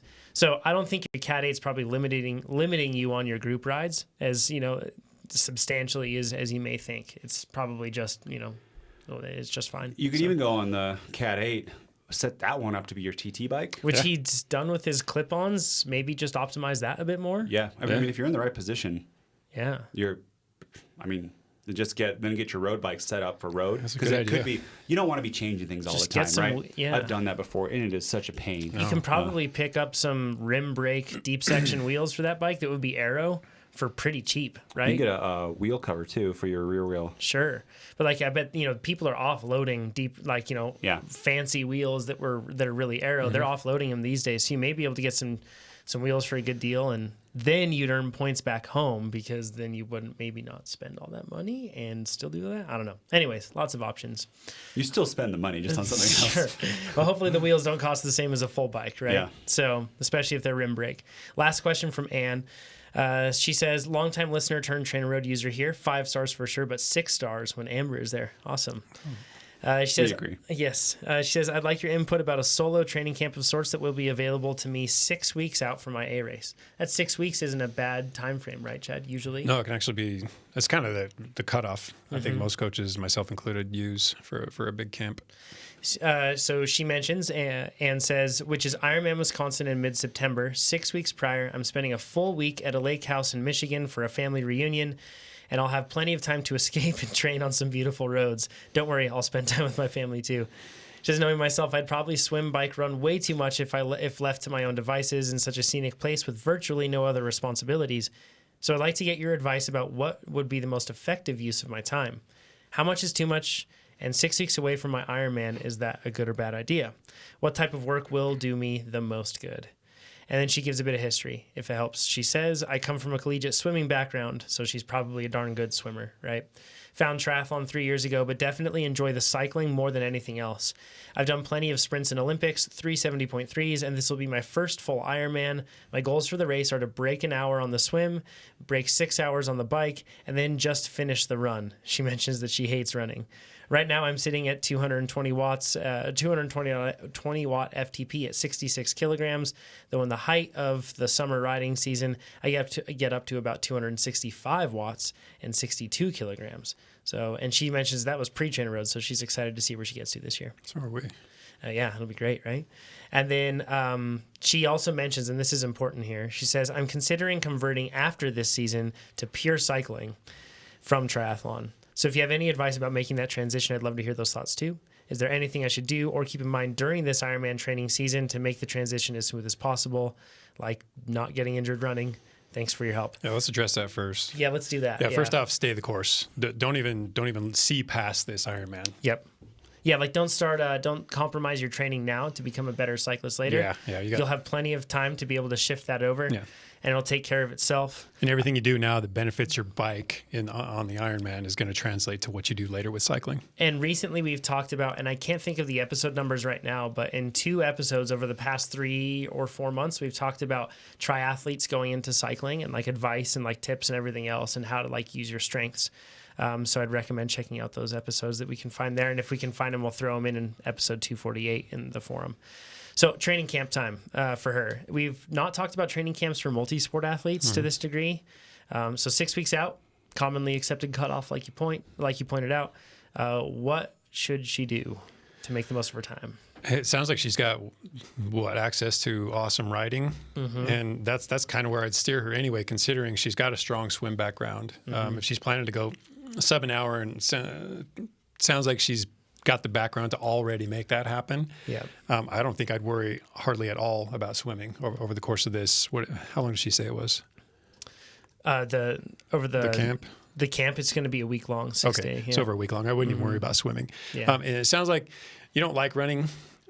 My guess then is that you're probably not very good at running, which maybe also means that your running volume isn't very high. Yeah. Now is not the time to jack up your running volume. Yeah. So really any running volume you do, and I would recommend doing this maybe 2 or 3 times over the course of this week, do a short run off the bike.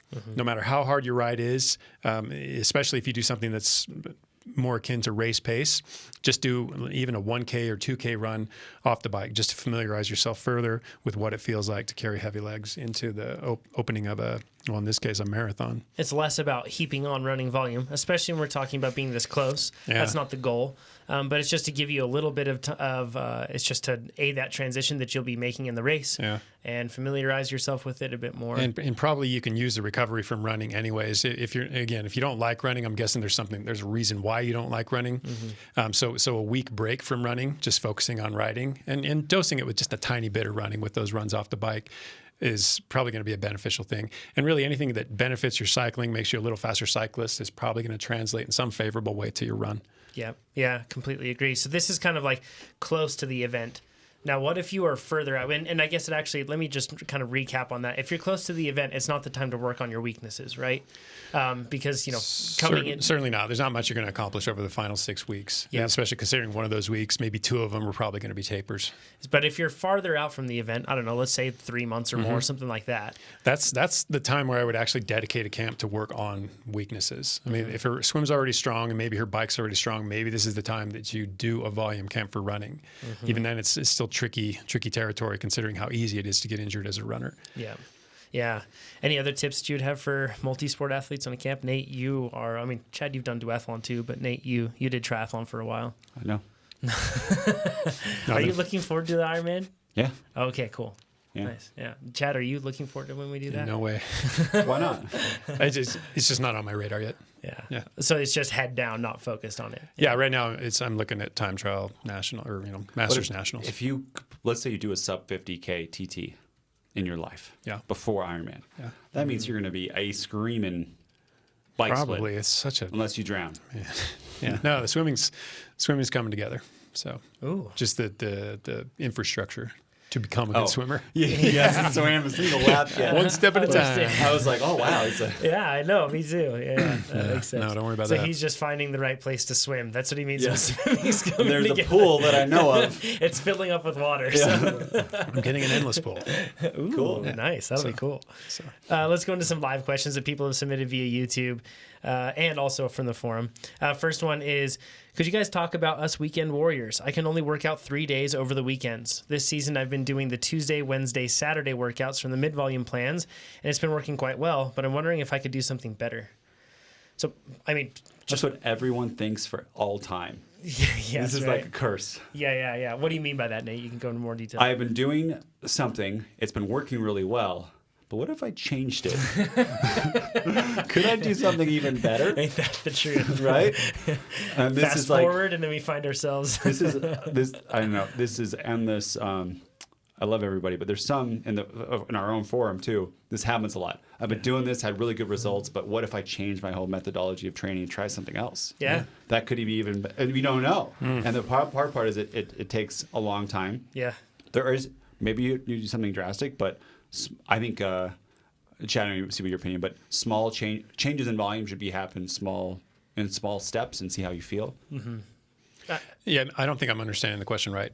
Is this person cramming all 3 workouts into the weekend? Yep. Yes. And also taking them from the Tuesday, Wednesday, Saturday from the mid-volume plan. So my recommendation would be to follow the low-volume plan. And if you're doing 3 intense ones like that, or if you have 3 days to work out a week, I would follow the low-volume plan. Don't cherry-pick workouts from the mid, because that mid-volume plan anticipates that you're progressing through and following. Yeah, but because it's back to back, it's doing like a little bit longer Tuesday than low volume, then aerobic day, and then a little bit longer Saturday. Sure. So if it did just the low volume, it would be shorter each day and then more intense on Wednesday or the Saturday. Yeah. I mean, 2 different options. It's not like, one's disqualified. That personally, I would follow the low volume plan.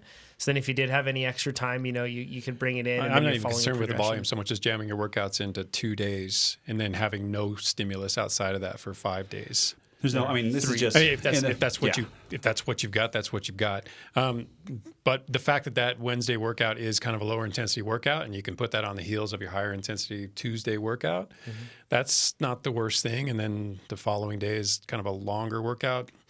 It's just... Yeah, if this is the cards you've been dealt and you only have those 2 days to make it happen, this is certainly viable. And I'm not sure there's a heck of a lot of room for improvement there. This sounds like the situation where somebody works like 4 10s or they work something. Yeah. So then they have Friday, Saturday, Sunday, or Saturday, Sunday, Monday. More extreme than that. I'd also be worried about how much fatigue you carry into Monday and what your job is. But again... This isn't pilot. that much. Don't worry about it, Chad. They're your pilot. No, I mean it's not. No, this you're is right. less than the Tuesday, Wednesday, Thursday block in a high volume plan. Yeah. Sure. Oh yeah. But I will say this will not be as effective as if you can spread these workouts out. Work, recover, sort of. I mean, the adaptive process, you're going to see most of it probably in the early week, and then the latter part of the week is just going to consist of kind of a detraining process, and then you're going to head back into it with geez, maybe a slight increase in your performance. But I don't know if it's been working for you. Maybe this. There are limits that you can't just if this is your schedule, like you will be bound by limits of that schedule. That just is what it is. Well, and what you're doing isn't a bad approach. No, and honestly, maybe there is. Maybe if this is working quite well for you and you want to see if you can handle more, that's what I would prescribe. More work. Make this training stimulus a bigger training stimulus, considering you have 5 days to bounce back from it. Yeah. You might get a greater return on it. You might also run yourself into the ground, so I'd be careful with it. I'm a stacker myself. I'm Monday through Friday. Where Sure, a plan and usually then a 2-day off, not a 5-day off. We will. It's a tough one. It's a tough situation to be in. I've had to get used to that though. It's worth saying. Like I've had to get used to. If rewind 3 years and I probably wouldn't have been able to, or 4 years, I wouldn't have been able to do that. Yeah. So, I've had to get used to it. Everyone. So if it's working now, that's great. Everyone will hit a point where whatever the training stress they're doing is not enough. Yeah. You got to raise wattages, or you'll also get to a point where that won't be. You won't have enough volume in order to do it. You can't just raise wattage forever. Yeah. And so if it's working for you now, that's great. You can stack more volume inside of those days to an extent until you can't, and you'll have to figure that out. We don't know how much you'll be able to take. Yeah. But everyone hits this, or else we would have Everyone would 12,000 be watt perpetually FTPs. good. Yeah. They'd be training, I don't know, how many hours? 24 hours a day. Yeah. It'd be crazy. So, I mean, if you're still seeing increases in fitness, probably measured via FTP, but maybe other ways, then stay this course for a while and then decide what needs to be modified later. But if you haven't plateaued yet, maybe this is sufficient. Yeah. This next one says, which gets the most from a workout when you're cooked? And we have actually covered this pretty recently and many times on the podcast, but reduce the overall intensity and finish as normal, or add more rest between intervals and continue at 100%, provided there are breaks. So kind of recapping, the intent of what we do with interval training is to have you spend specific amounts of time at specific intensities, because specific things happen at your body or in your body at those intensities, right? So that's the whole point behind it. So if you can, we usually talk about like the whole cascade that you can follow, or if you can't hang in an interval, backpedal and take a few second break and then jump back into it and see what you can do. You'll be surprised at how effective those can be. Yeah, but for instance, the comparison between sweet spot intervals and VO2 max intervals. With VO2 max intervals, we're trying to challenge particular fibers that are only going to get hit at specific intensities, trying to wind up the cardio system and your heart and your lungs and your breathing is probably a better way to put that, to a certain point. All things that change if you diminish or if you dial down the intensity too far. So if you can't achieve these things, then you're not achieving the intentions of the workout. But with something like sweet spot, where just taking a 1 minute break over the course of a 10-minute muscle endurance interval is still going to mean 9 minutes of muscle endurance work. Yep. Then that's so kind of with the longer, steadier state sub-threshold stuff, short breaks. With the higher intensity stuff, short breaks can still apply, but typically dial the intensity down, but don't dial it so far down that you end up missing the point of the workout. Yep.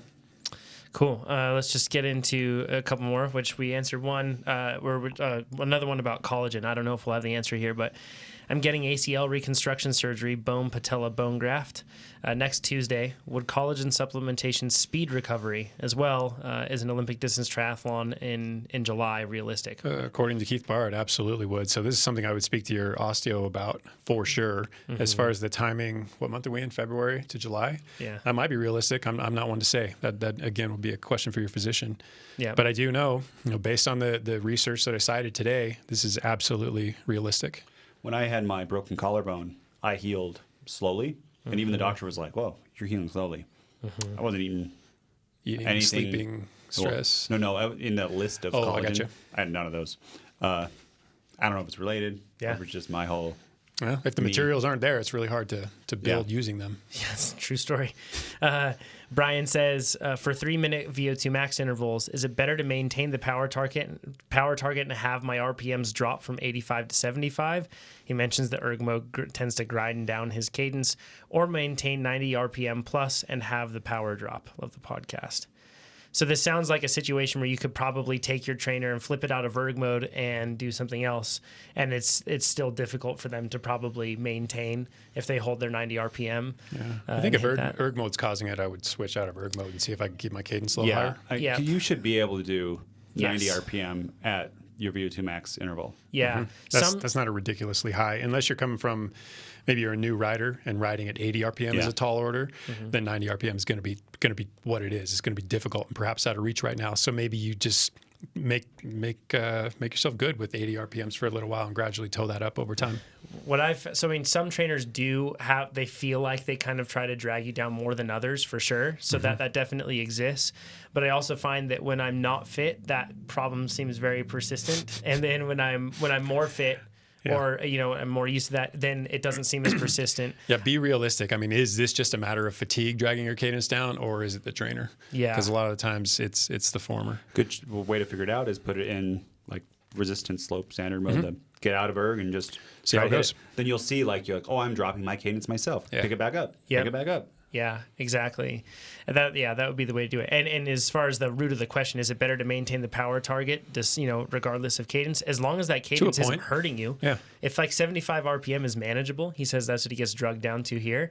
Then that's fine if it's manageable. Yeah, that becomes a really muscular activity at wattages that high, so that might shift things in an unfavorable way. I'm not super okay with 75 RPM, especially if a 2 or 3 watt % decrease can keep you closer to 85 or 90. Yeah, exactly. I don't know why people do that. Seems like it's harder at the higher wattages to go at a lower cadence. It is, at least Totally is. especially with like erg mode trainers that I have used, it does Yeah. seem harder. Because it's like you said, it's way more muscular. So one thing that I've noticed is that on many times with mountain biking, the longer, steeper climbs, I'm kind of drugged down to 85 RPM, and a lot of the time it's because the surface is variable. If I'm spinning at 100, it's a lot harder to be able to maintain consistent traction. You just have a lot more going on.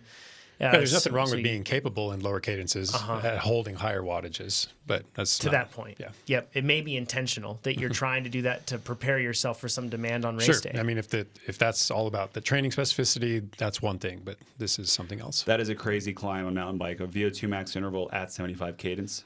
Like a 2-minute climb at 75, whatever your gearing is. You have I'm Eagle. Thinking of that, I'm thinking of that climb at single track 6 that we did. I think it took an hour and 15 minutes. But that wouldn't be at VO2 max power. No, because I genuinely was not even capable. Yeah, it was That's so what I mean. steep. Like it's got to be yeah. 400 watts at what, Yeah. 3250. Sure. Yeah, Crazy. it'd be tough, right? That's a steep climb. Steep climb. And they exist. They absolutely do. Well, thanks everybody for joining us on this episode of the podcast, episode 248. Once again, you can search the forum for that. Chad just took his Hoppy gel right off the table. Don't here. wanna forget this. Yeah. And you can check out all the links that we mentioned and everything else. Join the conversation over there. You should head over to forum.trainerroad.com because there are a ton of like-minded cyclists like you. You can ask your questions at trainerroad.com/podcast. And you can also just ask them on the forum because there will be a bunch of people that will be happy to answer them there. If you're watching this video, remember, give it a thumbs up, comment down below to let us know what you wanted us to answer, but maybe we didn't. And then we'll try to put it into the next episode. And head over to trainerroad.com to get faster. We'll talk to you all next week. See ya. Thanks, everybody. Bye-bye.